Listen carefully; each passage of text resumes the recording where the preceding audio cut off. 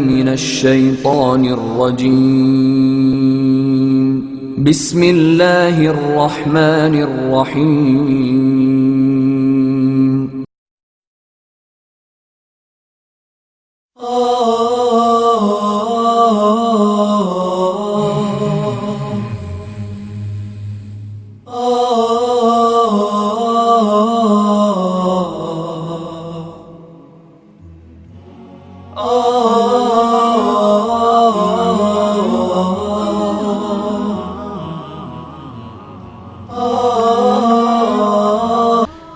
الحمد لله رب العالمين والصلاة والسلام على سيد الأنبياء والمرسلين سيدنا ونبينا محمد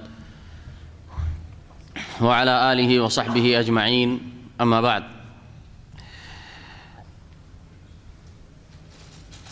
عزیز اسلامی بھائیوں اور بہنوں، آج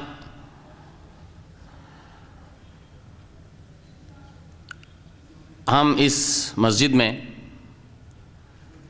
جو جامع السوق کے نام سے رفح بحرین میں موجود ہے، ہم یہاں پر جمع ہیں. اللہ تعالیٰ سے میں دعا کرتا ہوں کہ ہم سب کے اس اجتماع کو مبارک اجتماع بنا دے اور ہم سب کو اس سے فائدہ پہنچائے اور ہمارے نیکیوں کے دفتر میں اس اجتماع کو شامل فرمائے. آج کے موضوع کا عنوان جیسا کہ آپ کے سامنے ابھی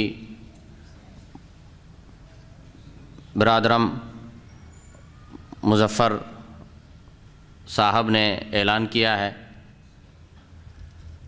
وہ ہے تربیت اولاد. تربیت اولاد ایک ایسا موضوع ہے جو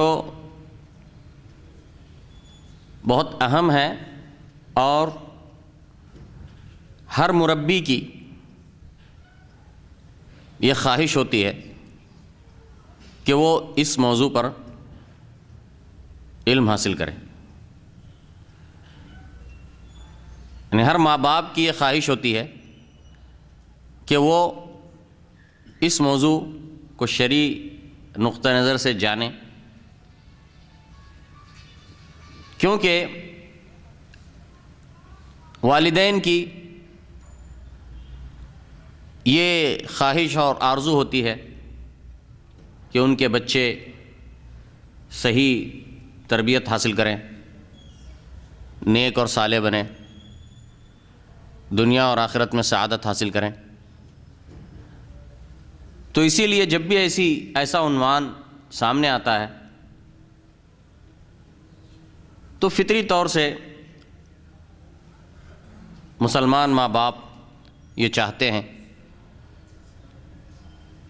کہ ہم اس میں ضرور شرکت کریں اور معلوم کریں کہ آخر تربیت کیسی ہونی چاہیے. سب سے پہلے تو میں آپ کو یہ بتانا چاہوں کہ اولاد اللہ کی ایک بہت بڑی نعمت ہے اور اولاد کی خواہش اور تمنا یہ انسان کی فطرت میں شامل ہے. انسان کی فطرت میں اللہ نے یہ بات رکھی ہے کہ وہ اولاد کا حد درجے خواہش مند ہوتا ہے. اور اگر آپ یہ جاننا چاہتے ہیں کہ اولاد کی خواہش انسان کے اندر کتنی شدید ہوتی ہے اور یہ نعمت کتنی عظیم نعمت ہے، اگر آپ اس کا اندازہ لگانا چاہتے ہیں تو اس کے لیے آپ ان لوگوں کی طرف دیکھو جو اس نعمت سے محروم، جن کی شادی ہونے پر 10 12 15 سال کا عرصہ گزر چکا ہے اور ان کی کوئی اولاد نہیں ہے، تو آپ ذرا ان سے ملیں اور اس نازک موضوع کو چھیڑیں، ان کے چہرے کا جائزہ لیں. آپ ان کے آنکھوں میں، ان کے چہرے پر اس مایوسی کا اثر صاف صاف نظر آئے گا. عجیب سی ایک محرومی کا احساس انہیں ہوتا ہے، اور یہ محرومی کا عجیب، بالکل عجیب قسم کا احساس اور مایوسی کا جو احساس اولاد کی نعمت سے محروم آدمی کو جو ہوتا ہے، وہ میں نے نہیں دیکھا کہ کسی دوسری نعمت سے محروم آدمی میں ویسا پایا جاتا ہے. مال کی نعمت سے محروم ہے، بہت سارے لوگ غریب اور فقیر ہیں، لیکن ایسا وہ ہر وقت کچوکے دینے والا احساس نہیں ہوتا جیسے نعمت اولاد سے محروم آدمی کو ہوتا. کیا کیا جتن کرتے ہیں، جب بھی وہ کسی کے بارے میں سنیں گے، حکیم کے بارے میں، ڈاکٹر کے بارے میں، فوراً دوڑیں گے کہ شاید وہاں پہ میرا کوئی علاج موجود ہے.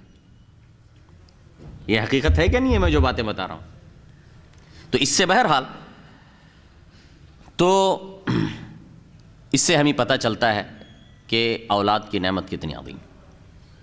اسی لیے یہ انسانی فطرت ہے، اسی وجہ سے انبیاء اور رسول بھی اولاد کی خواہش رکھتے تھے، کیونکہ وہ بھی بشر ہیں.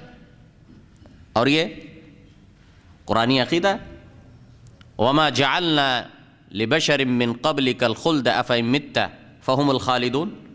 ہم نے تجھ سے پہلے کسی انسان کے لیے ہمیشگی نہیں رکھی کہ اگر تو مر جائے گا تو وہ باقی رہنے والے ہیں، تو وہ بھی انسان ہے جیسے تو بھی انسان.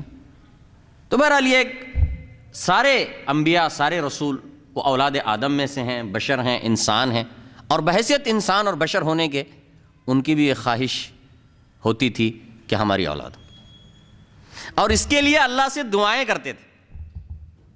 اور اللہ سبحانہ و تعالیٰ نے یہ چیز قرآن مجید میں ہمیں بتائی ہے. ابراہیم علیہ السلام کے بارے میں، رب ہب لی من الصالحین، انہوں نے اللہ سے دعا کہ اللہ مجھے صالح اولاد عطا فرما. اسی طریقے سے حضرت زکریا علیہ السلام کے بارے میں آتا ہے، ہنالک دعا زکریا ربہ قال رب ہب لی من لدنک ذریۃ طیبہ انک سمیع الدعاء. وہاں پر اس موقع پر، کب؟ وہ پیچھے سے اس کا تعلق ہے آیت کا، یعنی مریم علیہ السلام جو حضرت عیسیٰ کی ماں تھی، وہ حضرت زکریا کی کفالت میں ہوا کرتی تھی. وہ ان کے حجرے میں داخل ہوتے تھے تو وہاں پر مختلف قسم کے پھل وہاں پر دیکھتے تھے.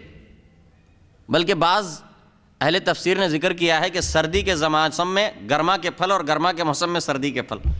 انہوں نے پوچھا یہ کہاں سے تیرے پاس آئے ہیں؟ کہنے لگی وہ اللہ کی طرف سے، وہ جسے چاہے بلا حساب رزق دیتا ہے. تب حضرت زکریا نے اس موقع پر ہنالک، انہوں نے دیکھا کہ اللہ کی قدرت جو چاہے دے سکتا ہے، کوئی چیز اس کے لیے مشکل نہیں ہے، تو فوراً انہوں نے کیا کیا؟ ہنالک دعا زکریا ربہ. وہاں پر زکریا نے اپنے رب سے دعا کی، رب ہب لی من لدنک ذریۃ طیبہ، اے اللہ مجھے تیری طرف سے ایک طیب ذریت عطا فرما، اولاد عطا فرما، انک سمیع الدعاء، بے شک تو دعاؤں کا سننے والا ہے.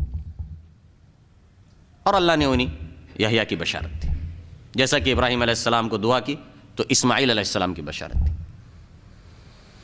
تو اسی طریقے سے اللہ تعالیٰ نے اپنے مومن بندوں کی جو دعائیں قرآن کے اندر بتائی ہیں ان میں سے اولاد کی دعا بھی شامل ہے. ربنا هب لنا من ازواجنا وذرياتنا قرۃ اعین واجعلنا للمتقین اماما. اے ہمارے رب، ہمیں اپنی بیویوں میں سے اور ہماری ذریت میں سے آنکھوں کی ٹھنڈک عطا فرما، اور ہمیں متقیوں کے لیے امام بنا دے. یعنی متقیوں کے لیے امام بنا دے، یعنی آپ بھی متقی تو اس کے بعد آپ کی اولاد بھی متقی تو آپ ان کے امام بن گئے، پھر ان کی اولاد متقی تو آپ یہ پورا سلسلہ چلا تو آپ سب کے کیا ہو گئے؟ سارے متقیوں کے آگے آنے والے امام، ان کے مقتدا ہیں. کہ آپ کی طرف سے یہ سارا سلسلہ چلا تھا. اور یہ جو اولاد کی خواہش ہے یہ اصل میں اللہ تعالیٰ اللہ نے یہ چیز اس کی فطرت میں ودیعت کی ہے تاکہ یہ کائنات کا یہ سلسلہ، نسل انسانی کا یہ سلسلہ جاری رہے. اور یہ ایک انسان کی کمزوری بھی ہے. یہ جو خواہش ہے، یہ جو آرزو ہے، وہ اس کی کمزوری کا نتیجہ ہے. انسان ایک کمزور ہے، انسان فانی چیز ہے، انسان مرنے والا ہے. تو اس کی یہ خواہش ہوتی ہے کہ ایک دن میں تو مر جاؤں گا، لیکن اس کی یہ خواہش ہوتی ہے کہ میرے وجود کا تسلسل بعد میں بھی جاری رہے، اور یہ اولاد کی شکل میں اس کا تسلسل رہتا ہے. لیکن اللہ سبحانہ و تعالیٰ وہ ہمیشہ سے زندہ ہے اور ہمیشہ زندہ رہے گا. اسی لیے اس نے نہ اپنی کوئی اس کی بیوی ہے، نہ کوئی اس کی کوئی اولاد ہے، اور یہ انسانی کمزوری ہے. تو اسی لیے جو لوگ اللہ کی طرف اولاد منسوب کرتے ہیں وہ اللہ پر جھوٹا الزام لگاتے ہیں اور اللہ سبحانہ و تعالیٰ کی شان میں بہت بڑی گستاخی کرتے ہیں. میرے بھائی اور دوستو، بچے ہوں یا بچیاں، یہ دونوں ہی اللہ کی نعمت ہیں اور اللہ کا عطیہ. ان دونوں کے درمیان تفریق نہیں کرنی چاہیے. بچوں اور بچیوں کے درمیان فرق یہ جاہلیت والا معاملہ ہے. اللہ تعالیٰ نے قرآن مجید میں اہل جاہلیت کے بارے میں ہمیں یہ بتایا کہ وَإِذَا بُشِّرَ أَحَدُهُمْ بِالْأُنثَىٰ ظَلَّ وَجْهُهُ مُسْوَدًّا وَهُوَ كَظِيمٌ.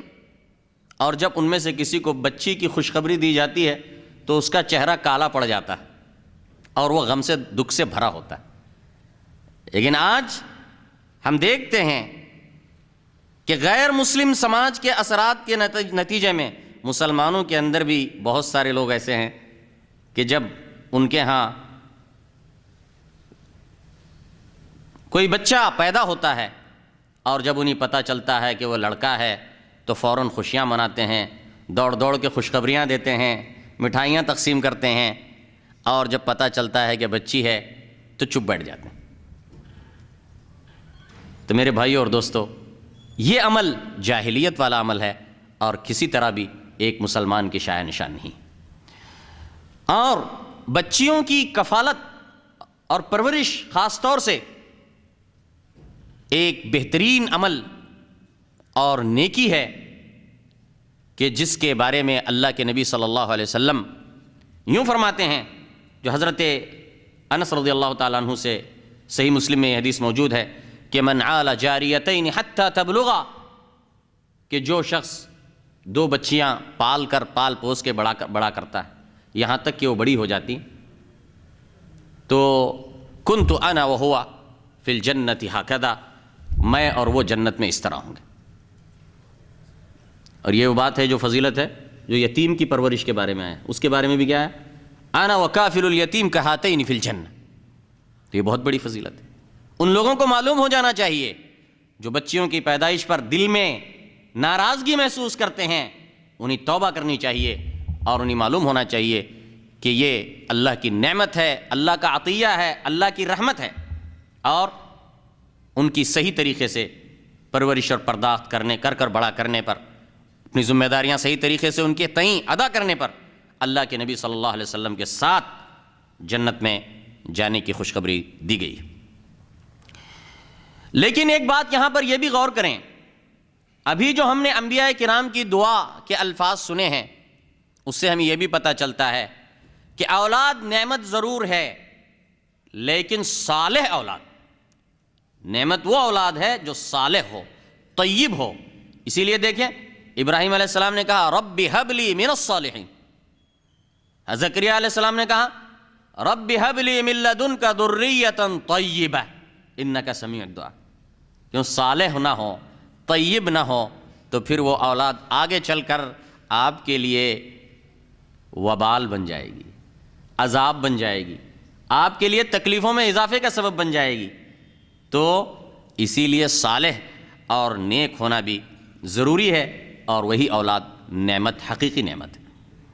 تو اس کے لیے حقیقی اور نعمت کو صحیح طریقے سے نعمت بنانے کے لیے، اولاد کو صالح اور نیک بنانے کے لیے ہمیں تربیت کی ضرورت پڑتی ہے۔ تربیت ایک مسلسل عمل ہے، یہ ایک سوچا سمجھا منصوبہ ہے، یہ اصول ہیں اور قوانین ہیں شریعت کی طرف سے دیے ہوئے، جن کے اوپر عمل کرنے سے وہ مقصد حاصل ہوتا ہے جو مقصد آپ اپنے سامنے رکھ کر ان کی تربیت کرتے ہیں۔ اور بچے وہ آپ کے ہاتھ میں موم کی طرح ہیں، آپ جو شکل چاہیں موم کے ذریعے سے آپ بنا سکتے ہیں۔ جس طرح آپ کے سامنے موم دیا جاتا ہے، آپ اس سے کچھ بھی جو آپ کی مرضی ہے بنا سکتے ہیں، اسی طرح یہ بچے جو آپ کے پاس ہیں، آپ اپنی تربیت کے ذریعے سے ان کو جو شکل دینا ہے وہ دے سکتے ہیں۔ تو آپ کو سوچنا چاہیے کہ ہم اپنے بچوں کو کیسا بنانا چاہتے ہیں اور انہیں کیا شکل دینا چاہتے ہیں۔ تربیتی اولاد اسی لیے ایک بہت ہی اہم عمل ہے، بہت اہم ذمہ داری ہے۔ آپ اگر دنیا میں آج ایک سماج پر ایک چھوٹی سی نظر ڈالیں، کچھ نوجوان ایسے ملیں گے جو نماز کے پابند ہیں، حافظ قرآن ہیں، دنیاوی تعلیم میں بھی وہ اچھا نتیجہ رکھتے ہیں، بااخلاق ہیں، سمجھدار ہیں، اور دوسرے مقابل میں کچھ ایسے نوجوان دیکھیں گے جو تنگ اور چست کپڑے پہنے ہوئے سڑکوں پر گھومتے رہتے ہیں، راتیں جاگتے ہیں سڑکوں پہ بیٹھے ہوئے، سگریٹ پیتے رہتے ہیں، فضول قسم کی رات بھر باتیں کرتے رہتے ہیں، آوارہ گردی کرتے ہیں۔ یہ دو قسم کے آپ کو نوجوان نظر آتے ہیں۔ آخر کیا چیز تھی جس نے ان دونوں کو اتنا الگ الگ کر دیا؟ اس کا اہم ترین سبب وہ گھروں کی تربیت، گھروں میں ہونے والی تربیت ہے۔ وہاں پر وہ جو صالح نوجوان جن کو آپ دیکھ رہے ہیں، وہاں پر انہیں مناسب اور بہتر تربیت انہیں حاصل ہوئی تھی ان کے گھروں سے، اور یہاں پر جو آپ دیکھ رہے ہیں جو آوارہ گردی کر رہے ہیں سڑکوں پر، وہاں پر تربیت کا فقدان تھا یا ناکام تربیت تھی۔ تو اس تربیت نے ان کو بالکل جدا جدا کر دیا، کوئی صالح بنا اور کوئی غیر صالح بنا۔ تربیت وہ ایک شرعی ذمہ داری ہے جو اللہ نے آپ کے اوپر واجب کی۔ اللہ تعالیٰ فرماتا ہے قُوْ أَنفُسَكُمْ وَأَهْلِيكُمْ نَارًا، اپنے آپ کو بھی اور اپنے گھر والوں کو جہنم کی آگ سے بچاؤ، یہ تمہاری ذمہ داری ہے۔ اللہ تمہیں حکم دیتا ہے اپنے آپ کو بھی جہنم سے بچاؤ اور اپنے گھر والوں کو بھی، جس میں بیویاں اور بچے وغیرہ آ گئے، کہا ان سب کو جہنم کی آگ سے بچاؤ، یہ تمہاری ذمہ داری ہے۔ اسی طریقے سے حدیث میں آتا ہے، حضرت ابن عمر روایت فرماتے ہیں، صحیح بخاری اور مسلم کی روایت ہے، کلکم راع وکلکم مسئول عن رعیتہ فالرجل راع علی اہل بیتہ وہو مسئول عنہم، تم میں سے ہر شخص وہ ذمہ دار ہے اور ہر شخص کو اس کی ذمہ داری کے بارے میں قیامت کے دن پوچھا جائے گا۔ ایک آدمی اپنے گھر والوں کا نگران اور ذمہ دار ہے، مشرف ہے، مینیجر ہے، مسئول ہے، وہو مسئول عن رعیتہ، اور اسے اپنے گھر والوں کے بارے میں اس سے پوچھا جائے گا، اس سے حساب لیا جائے گا کہ تو نے اپنی ذمہ داری صحیح طریقے سے ادا کی یا نہیں کی۔ جیسے ایک کمپنی کا مینیجر ہوتا ہے، اس کے اوپر ایک مالک ہوتا ہے، اس مالک نے اس کو ذمہ داریاں دی، اب وہ اس سے اس کا حساب کرتا ہے، میں نے جو ذمہ داری تجھے دی تھی وہ صحیح طریقے سے ادا کی یا نہیں کی میری مملوکہ چیزوں میں۔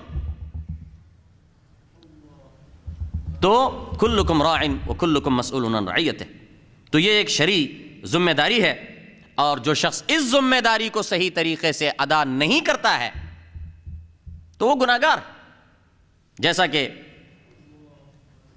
حضرت عبداللہ بن عمرو بن العاص سے صحیح مسلم میں روایت ہے کہ اللہ کے نبی صلی اللہ علیہ وسلم نے فرمایا کفا بالمرء اثما ان یضیع من یقوت، آدمی کے گنہگار ہونے کے لیے یہ بات کافی ہے کہ وہ ان کو ضائع چھوڑ دے، ضائع کر دے جن کا وہ ذمہ دار ہے، نگران ہے، جن کی کفالت کا وہ ذمہ دار، تو ان کو ضائع کرنے میں، ضائع کرنا صرف یہ نہیں ہے کہ اس نے ان پر نان نفقہ بند کر دیا، پوچھتا ہی نہیں ہے، نہ کھانے کا خیال ہے، نہ پینے کا خیال ہے، نہ کپڑے کا خیال ہے، کسی چیز کا خیال نہیں کرتا. لوگ یہی سمجھتے ہیں، ایسا ہی نہیں.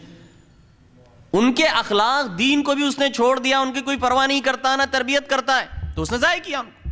اور آدمی کے گناہگار ہونے کے لیے یہ کافی ہے، کیونکہ اس نے اپنی شرعی واجبات اور ذمہ داریوں کو ادا نہیں کیا.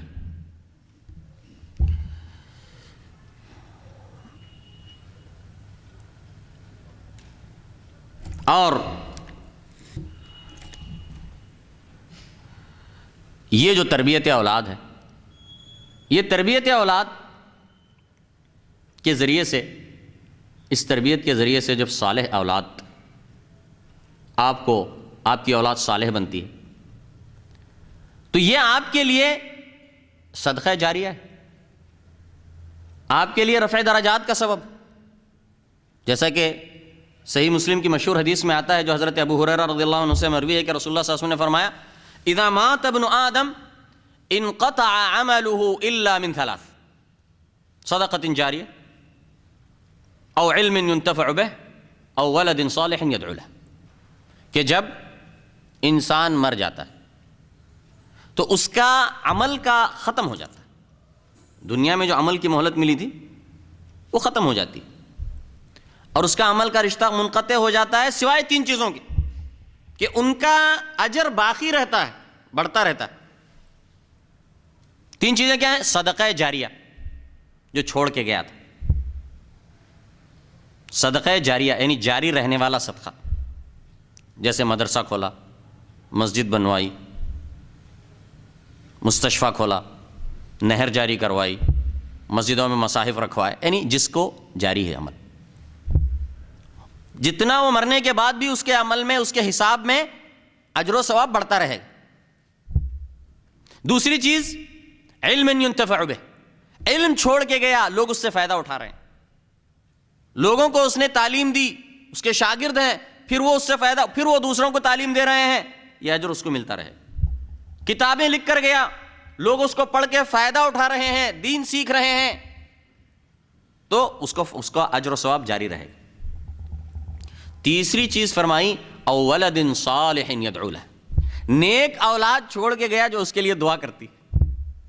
تو نیک اولاد بھی چونکہ اس کا عمل ہے، وہ اس کی کمائی ہے، اس نے ان پر محنت کی تھی، اس نے انہیں نیک بنایا تھا، اب وہ اس کے لیے دعا کر رہی ہے، اور اس کے اجر میں مسلسل اضافہ ہو رہا. اسی لیے ایک روایت میں آتا ہے، جو مسند احمد میں حضرت ابو ہریرہ رضی اللہ تعالیٰ عنہ سے مروی ہے، اللہ کے نبی صلی اللہ علیہ وسلم فرماتے ہیں کہ بعض اوقات انسان دیکھے گا کہ جنت میں اس کا درجہ اونچا بڑھایا گیا ہے، جتنے کا وہ مستحق ہے اس سے اونچا درجہ ملا ہے. تو وہ شخص کہے گا: اے اللہ، یہ درجہ مجھے کیسے ملا؟ اسے بتایا جائے گا: باستغفار ولدک لک، اس لیے کہ تیری اولاد تیرے لیے استغفار کیا کرتی. تو اس طریقے سے ایک صالح اولاد کی وجہ سے آپ کے جنت میں درجات بھی بلند ہو رہے ہیں. ہمارے سلف صالحین کو دیکھیں، ہمارے سلف کی زندگیاں جب آپ دیکھتے ہیں تو ان کے گھروں میں بچوں کی وہ کس طرح تربیت ہوتی تھی، کن رخ پہ ان کو ڈھالا جاتا تھا، اس کا اندازہ کرنا ہے تو یہ چند مثالیں دیکھیں.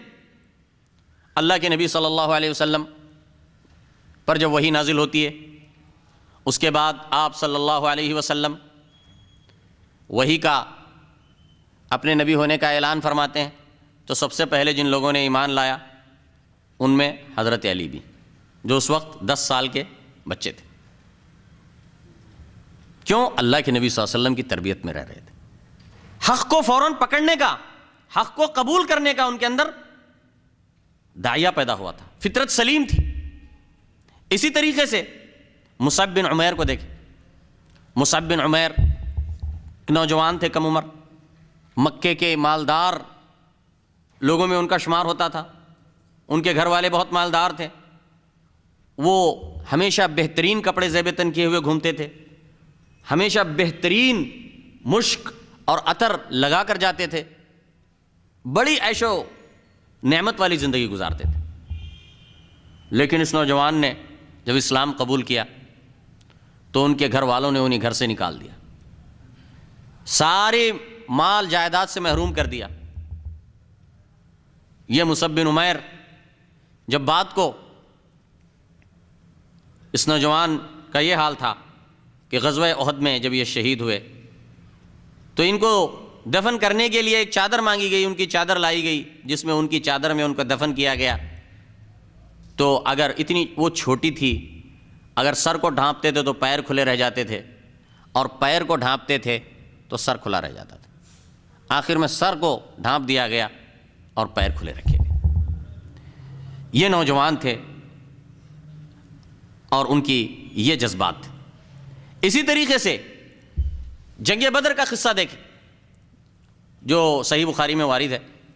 حضرت عبد الرحمن ابن عوف بیان کرتے ہیں. حضرت عبد الرحمن ابن عوف جو خلفائے راشدین میں سے ہیں، وہ بیان کرتے ہیں کہ میں جنگ بدر کے دن صف میں کھڑا ہوا تھا، میرے دائیں بھی ایک کم عمر کا لڑکا تھا، نوجوان تھا، اور میرے بائیں بھی ایک کم عمر کا لڑکا تھا، انصاری. تو کہتے ہیں کہ دائیں طرف سے ایک لڑکے نے مجھ سے کہا کہ چاچا مجھے ذرا بتائیں یہ ابو جہل کون ہے. یہ انصاری نوجوان تھے، انہوں نے ابو جہل کو دیکھا نہیں تھا. پوچھتے ہیں کہ چاچا مجھے ذرا بتاؤ اس میں ابو جہل کون ہے سامنے جو مشرکین کا لشکر ہے. تو انہوں نے کہا تجھے اس سے کیا لینا دینا ہے. اس لڑکے نے بتایا چاچا میں نے سنا ہے کہ وہ ہمارے نبی کو گالی دیتا ہے، اگر میری اس سے ملاقات ہوئی، میرا اس کا آمنا سامنا ہوا تو پھر میرا سایہ اس کے سائے سے اس وقت تک جدا نہیں ہوگا جب تک کہ وہ شخص جس کی موت ہم دونوں میں سے پہلے لکھی گئی ہے وہ مر نہ جائے. یعنی مطلب یہ ہے کہ یا تو وہ مرے گا یا میں مروں. ابھی یہ بات ہوئی تھی کہ بازو سے بائیں طرف سے دوسرے نوجوان نے ان کو اپنی طرف متوجہ کیا، اور پھر اس نے بھی یہی سوال کیا کہ چاچا مجھے بتانا یہ ابو جہل کون. تو انہوں نے اس سے بھی پوچھا کہ بھائی تو یہ سوال کیوں کر رہا ہے. اس نے بھی ویسا ہی جواب دیا. ابھی یہ بات ہی ہو رہی تھی. عبد الرحمن ابن عوف کہتے ہیں کہ میں نے سامنے دیکھا کہ ابو جہل مشرکین کے لشکر میں سامنے نظر آیا. میں نے دونوں سے اسی وقت کہا کہ یہ دیکھو جس کے بارے میں تم پوچھ رہے تھے وہ سامنے. جیسے ہی ان دونوں نے اس کو دیکھا تو اس پر جا کے ٹوٹ پڑے اپنی تلواروں کے ساتھ، اور اس کا کام دونوں طرف سے تلواریں چلا دی اور اس کا کام تمام کر دیا، اور وہ گر پڑا زخمی، شدید زخمی ہو کر اٹھ نہیں سکتا تھا. اور بعد میں دونوں اللہ کے نبی صلی اللہ علیہ وسلم کے پاس آئے اور دونوں نے کہا کہ میں نے ابو جہل کو قتل کیا. اللہ کے نبی صلی اللہ علیہ وسلم نے ان سے پوچھا کہ کیا تمہارے پاس تلواریں ہیں؟ انہوں نے اپنی تلواریں بتائی تو دونوں کی تلواروں پر خون لگا ہوا تھا. اللہ کے نبی صلی اللہ علیہ وسلم نے فرمایا کہ کلاکما قتل، تم دونوں نے مل کر اسے قتل کیا. اور یہ دو نوجوان وہ معاذ بن عمرو بن جموح اور معاذ بن عفرہ تھے. کیا تربیت تھی ان کی، وہ کیا ماحول تھا اور کیا باتیں ان کے گھروں میں ہوتی تھیں کہ جس کی وجہ سے ان بچوں کا ایسا ذہن بنتا تھا.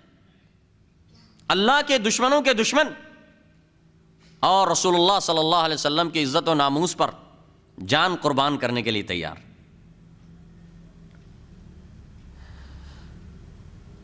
اسی طریقے سے صلاح الدین ایوبی کا تذکرہ آتا ہے کہ صلاح الدین ایوبی عماد الدین زنگی کے پاس، جو اس وقت کے بادشاہ تھے مصر کے اور بڑے صالح بادشاہ تھے وہ بھی، تو تاریخ میں آتا ہے کہ صلاح الدین ایوبی ایک کسی ترکی بوڑھے کو ساتھ لے کر، یہ نوجوان سا بچہ کم عمر کا، عماد الدین زنگی کے پاس پہنچتا ہے اور وہاں پر آ کر عماد الدین زنگی کے سامنے یہ مسئلہ رکھتا ہے کہ مقام رہا میں، شہر رہا میں، جس پر عیسائیوں نے قبضہ کر رکھا ہے، وہاں پر وہ مسلمان لڑکیوں کو گھروں سے اٹھا کر لے جا رہے ہیں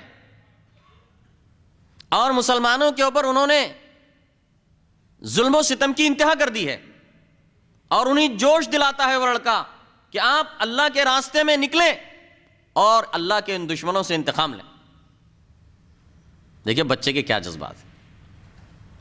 عماد الدین زنگی بڑے صالح بادشاہ تھے، جب انہوں نے اس کی باتیں سنی تو بڑے متاثر ہوئے، اور اسی وقت انہوں نے اپنی فوج کو جمع کیا اور ان کے سامنے بات رکھی کہ کل صبح ہمیں مقام رہا کو فتح کرنا ہے۔ ان لوگوں نے کہا کہ اتنی جلدی میں کل صبح یہ کیسے کام ہوگا؟ لیکن انہوں نے کہا کہ میرا یہ فیصلہ ہے اور میں نکلوں گا، کون میرا ساتھ دے گا؟ تو مجمع میں سے ایک لڑکے نے ہاتھ اٹھایا، میں ساتھ آؤں گا، اور وہ صلاح الدین ایوبی تھے۔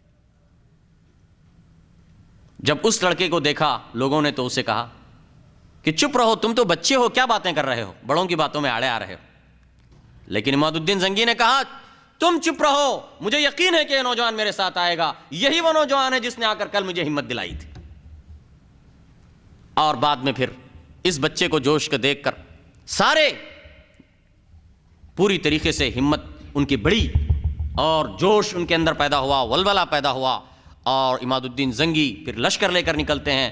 پھر دوسرے دن جیسا انہوں نے کہا تھا، دوپہر کے بعد رہا کے اوپر زبردست معرکہ لگتا ہے، اور پھر رومیوں کا جو بادشاہ تھا، کمانڈر تھا، اس کے اوپر عماد الدین زنگی وار کرتے ہیں تلوار سے، لیکن وہ بچ جاتا ہے اور اپنے ڈھال آگے کر کے پھر اس کے بعد وہ اپنی تلوار سے عماد الدین زنگی پر حملہ کرنے کے لیے ابھی تلوار اٹھاتا ہی ہے کہ اچانک اس کی طرف سے ایک زبردست اس کے اوپر جو ہے نا، اس کی ٹوٹی ہوئی زرہ، اس کی زرہ ٹوٹ گئی تھی پہلے، تو اس جگہ پر ٹھیک نشانہ لگا کر ایک اچانک اس کے اوپر مار پڑتی ہے اور وہ وہاں پر گر جاتا ہے، اور وہ اچانک جو ہے جس نے حملہ کیا تھا وہ بھی صلاح الدین ایوبی تھے۔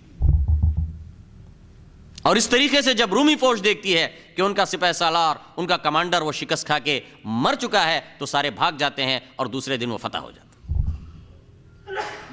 یہ صلاح الدین ایوبی آج جن کا نام آپ عزت و احترام سے لیتے ہیں، یہ صلاح الدین ایوبی ایسا اچانک نہیں بنا، یہ بچپن سے یہ صلاح الدین ایوبی تھا، جس کے یہ جذبات تھے، یہ خیالات تھے، یہ اونچی سوچ تھی، جذبے تھے، اور یہ کہاں سے ملتی؟ یہ تربیت سے حاصل۔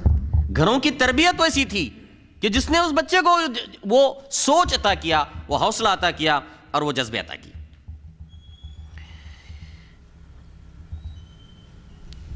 تربیت کا مفہوم کیا ہے؟ ہم میں سے بہت سارے لوگ تربیت کا صحیح مفہوم ہمارے ذہنوں میں نہیں ہوتا۔ بہت سارے لوگ تربیت کا مفہوم یہ سمجھتے ہیں کہ بچوں کو کھانا کھلانا، بچوں کے لیے جو ہے سردی اور گرمی سے بچانے کے لیے انتظامات کرنا، کپڑے پہنانا، تعلیم دلوانا، اس کے بعد شادی کر دینا۔ وہ سمجھتے ہیں کہ میں نے اپنی ذمہ داری پوری کر دی اور میں نے تربیت کی۔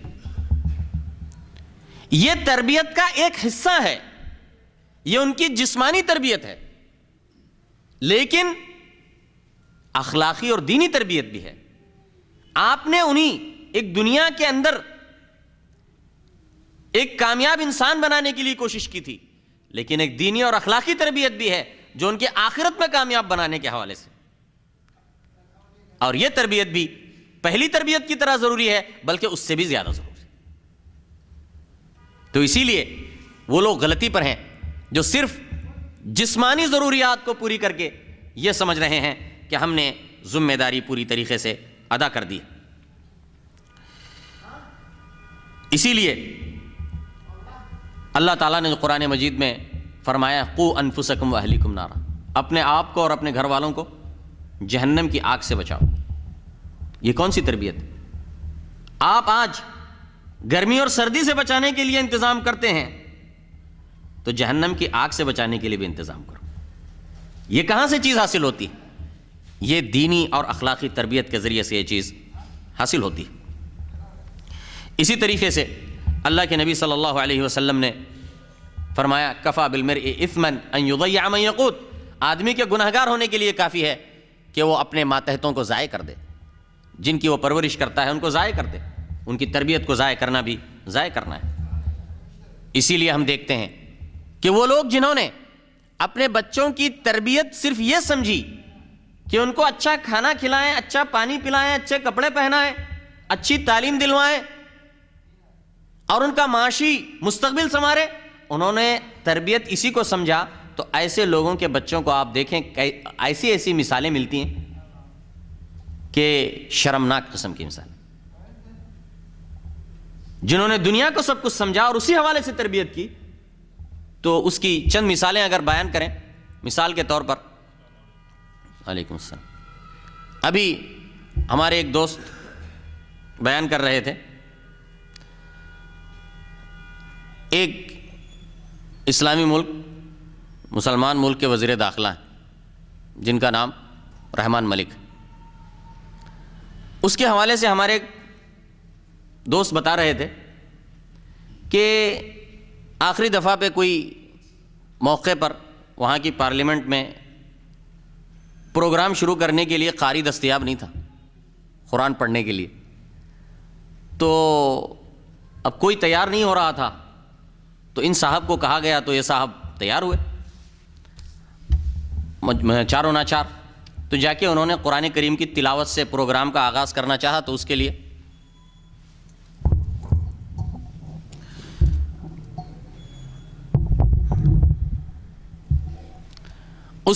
ان صاحب نے سورہ قل ہو اللہ احد کی تلاوت کی، قرآن سامنے رکھا اور اس میں سے دیکھ کے پڑھا سورہ قل ہو اللہ احد، اور اس میں بہت ساری غلطیاں کی، انہوں نے غلط پڑھا، لوگوں نے بعد میں کافی اس پہ چیمی گوئیاں ہوئی کہ بھئی یہ کیسے وزیر داخلہ صاحب ہیں، ان کو تو سورہ قل اللہ احد بھی یاد نہیں، سورہ قل اللہ احد بھی صحیح نہیں پڑھ سکتے۔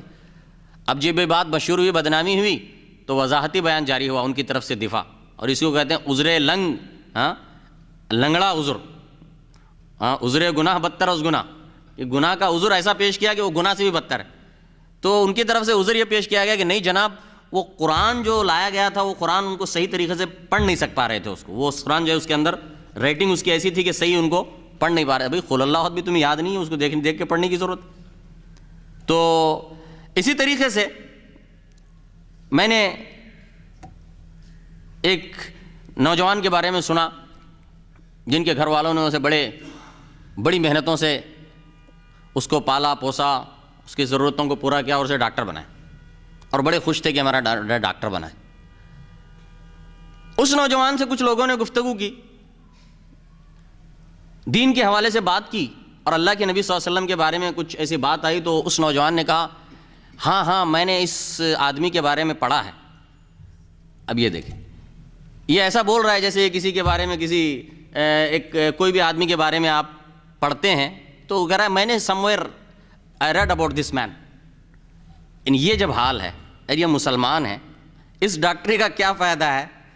جن لوگوں نے اس دنیا کو ہی سب کچھ سمجھا اور اسی کے حساب سے تربیت کی، دیکھیں کیسے شرمناک چیزیں، نہ انہیں وضو کرنا آتا ہے، نہ نماز پڑھنا آتا ہے، نہ انہیں اللہ کے نبی کے بارے میں معلوم ہے، بلکہ بہت سارے ایسے بھی میں نے دیکھے ہیں، ایسے لوگ دیکھے ہیں جن کو کچھ بھی دین کے بارے میں معلوم نہیں، انہیں خلفائے راشدین کے نام بھی نہیں معلوم، خلفائے راشدین کے نام نہیں معلوم، اور وہ کیا ہیں؟ انجینئر بنے ہوئے اور پیسہ کما رہے ہیں۔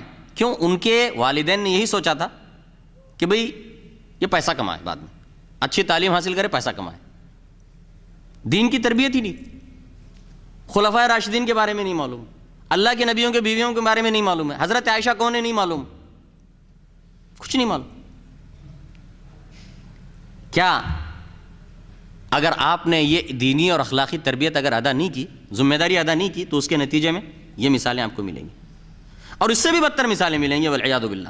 اور اگر یہ موضوع اس پہ زیادہ بات کی جائے گی تو بڑا لمبا موضوع ہو جائے گا، اور ایسی مثالیں ملیں گی جو انتہائی شرمناک قسم کی باتیں ہیں۔ اللہ سبحانہ و تعالیٰ جو ہے مسلمانوں کو نیک توفیق عطا فرمائے۔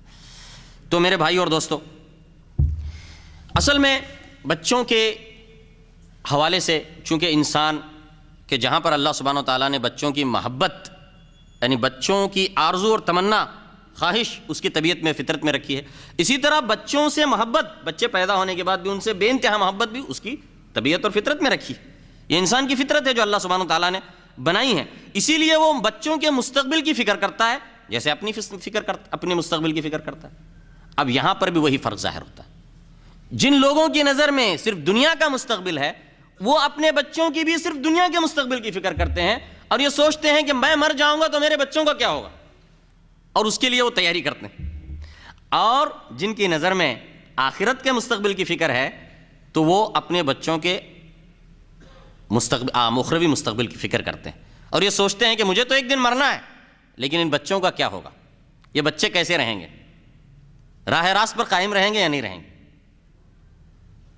حضرت یعقوب علیہ السلام کی طرف دیکھیں، سورہ بقرہ میں اللہ سبحانہ وتعالیٰ فرماتا ہے ام کنتم شہداء اذ حضر یعقوب الموت اذ قال لبنیہ ما تعبدون من بعدی قالوا نعبد الہک و الہ آبائک ابراہیم و اسماعیل و اسحاق الہا واحدا ونحن لہ مسلمون. کیا تم لوگ اس وقت حاضر تھے جب یعقوب کو موت آئی تھی، یعنی موت کی حالت میں تھے، سکرات میں تھے. اذ قال لبنیہ ما تعبدون من بعدی، سارے بچے بیٹے ان کے بیٹھے ہوئے تھے. جب انہوں نے کہا اپنے بیٹوں سے، کیا کہا بھائی؟ مرنے کا وقت ہے، جدا ہو رہے ہیں اپنے بچوں سے. اس موقع پر انہیں کیا فکر لگی ہوئی ہے بچوں کے حوالے سے؟ ہاں، بچوں کے حوالے سے بچوں کو چھوڑ کے جا رہے ہیں، انہیں بچوں کے حوالے سے کیا فکر ہے؟ کیا چیز انہیں پریشان کر رہی ہے اس موقع پر؟ دیکھیں ذرا کیا کہتے ہیں. بچوں سے پوچھتے ہیں اس موقع پر ما تعبدون من بعدی، میرے جانے کے بعد تم کس کی عبادت کیا کرو گے؟ یہ انہیں فکر پڑی ہوئی ہے. میرے بچے توحید پہ قائم رہیں گے یا نہیں رہیں گے؟ ہاں، دیکھیں فکریں انبیاء کرام کی فکریں کیا ہیں اور آج بہت سارے مسلمان ماں باپ کی فکریں کیا ہیں. ان کے سوچنے کا کیا انداز تھا اور آج ہمارے سوچنے کا کیا انداز.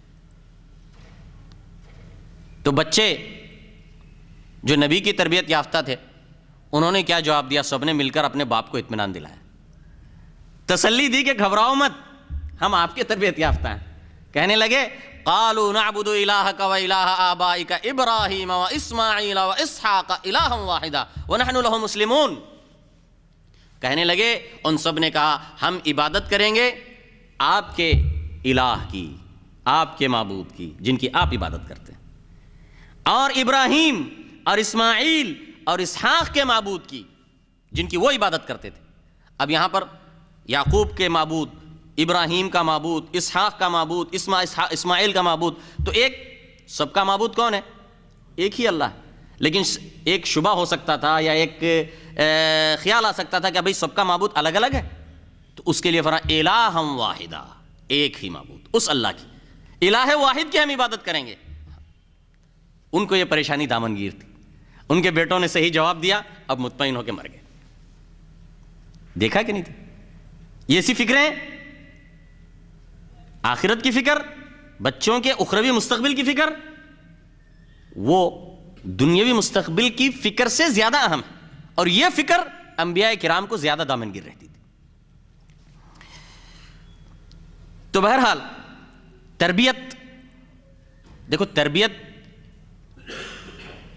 ایک اسلامی تربیت، اسلامی تربیت، اسلام پر تربیت کرنا یہ بہت آسان. اسلام کے اوپر چلانا اور بچوں کو اسلامی تربیت دینا یہ آسان ہے بنسبت انہیں کفر کی تربیت دینے یا دوسری تربیت دینے. کیوں؟ اس لیے کہ اسلام وہ بچے کی فطرت ہے. بچہ جس دین پر پیدا ہوتا ہے وہ اصل اسلام ہی ہے. بس اس کو جو ہے نا اس کو بتانے کی ضرورت ہے، اس کو جو ہے نا ہمت افزائی کرنے کی ضرورت ہے، اس کو تعلیم کی ضرورت ہے. کیوں؟ فطرت کے موافق ہے، اس لیے بہت جلد وہ اس کو اتنا مشکل کام نہیں. لیکن اس کو یہودی بنانا، نصرانی بنانا، برا بنانا، فاسق بنانا، فاجر بنانا یہ مشکل کام. اگر آپ اسلام کی صحیح تربیت دینا چاہتے ہیں، اسلام پر اسے رکھنا چاہتے ہیں تو آسان. جیسے کہ اللہ کے نبی صلی اللہ علیہ وسلم نے فرمایا، جو حضرت ابو ہریرہ رضی اللہ عنہ کی حدیث ہے بخاری اور مسلم کے اندر، فرمایا کل مولود یولد علی الفطرہ، ہر بچہ وہ اسلام کی فطرت پر پیدا ہوتا ہے. ہر بچہ اسلام پر پیدا ہوتا ہے، یعنی جب وہ پیدا ہوا تو وہ اسلام کی فطرت پر پیدا ہوا. وہ اس وقت نہ یہودی ہے، نہ نصرانی ہے، نہ ہندو ہے، نہ بدھ ہے، نہ کچھ ہے، وہ مسلمان. فَأَبَوَاهُ يُهَوِّدَانِهِ وَيُنَصِّرَانِهِ وَيُمَجِّسَانِهِ، لیکن اس کے ماں باپ اس کی غلط تربیت کر کے اسے یہودی بناتے ہیں یا نصرانی بناتے ہیں یا مجوسی بناتے ہیں. تو دیکھیں، تو فطرت کے موافق دین اسلام ہے، دین فطرت ہے اسلام، فطرت اللہ التی فطر الناس علیہا. اس لیے اسلام پر اگر آپ اپنے بچوں کی تربیت کرتے ہیں تو وہ تربیتی عمل بہت آسان، بہت جلد بچہ اس کو پکڑ لے،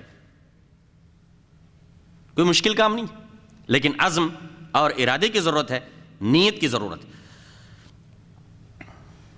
دیکھیں تربیت اولاد کا عمل، تربیت اولاد کا عمل تلاش رشتہ سے شروع ہو جاتا. رشتے کی جب تلاش کرتے ہیں اسی وقت سے تربیت اولاد کا عمل شروع ہو جاتا ہے. وہ کیسے؟ آپ جب رشتہ اپنے لیے تلاش کر رہے ہیں، کیا چیزیں آپ اپنی ہونے والی بیوی کے اندر ڈھونڈ رہے ہیں؟ کیا صفات دیکھ رہے ہیں؟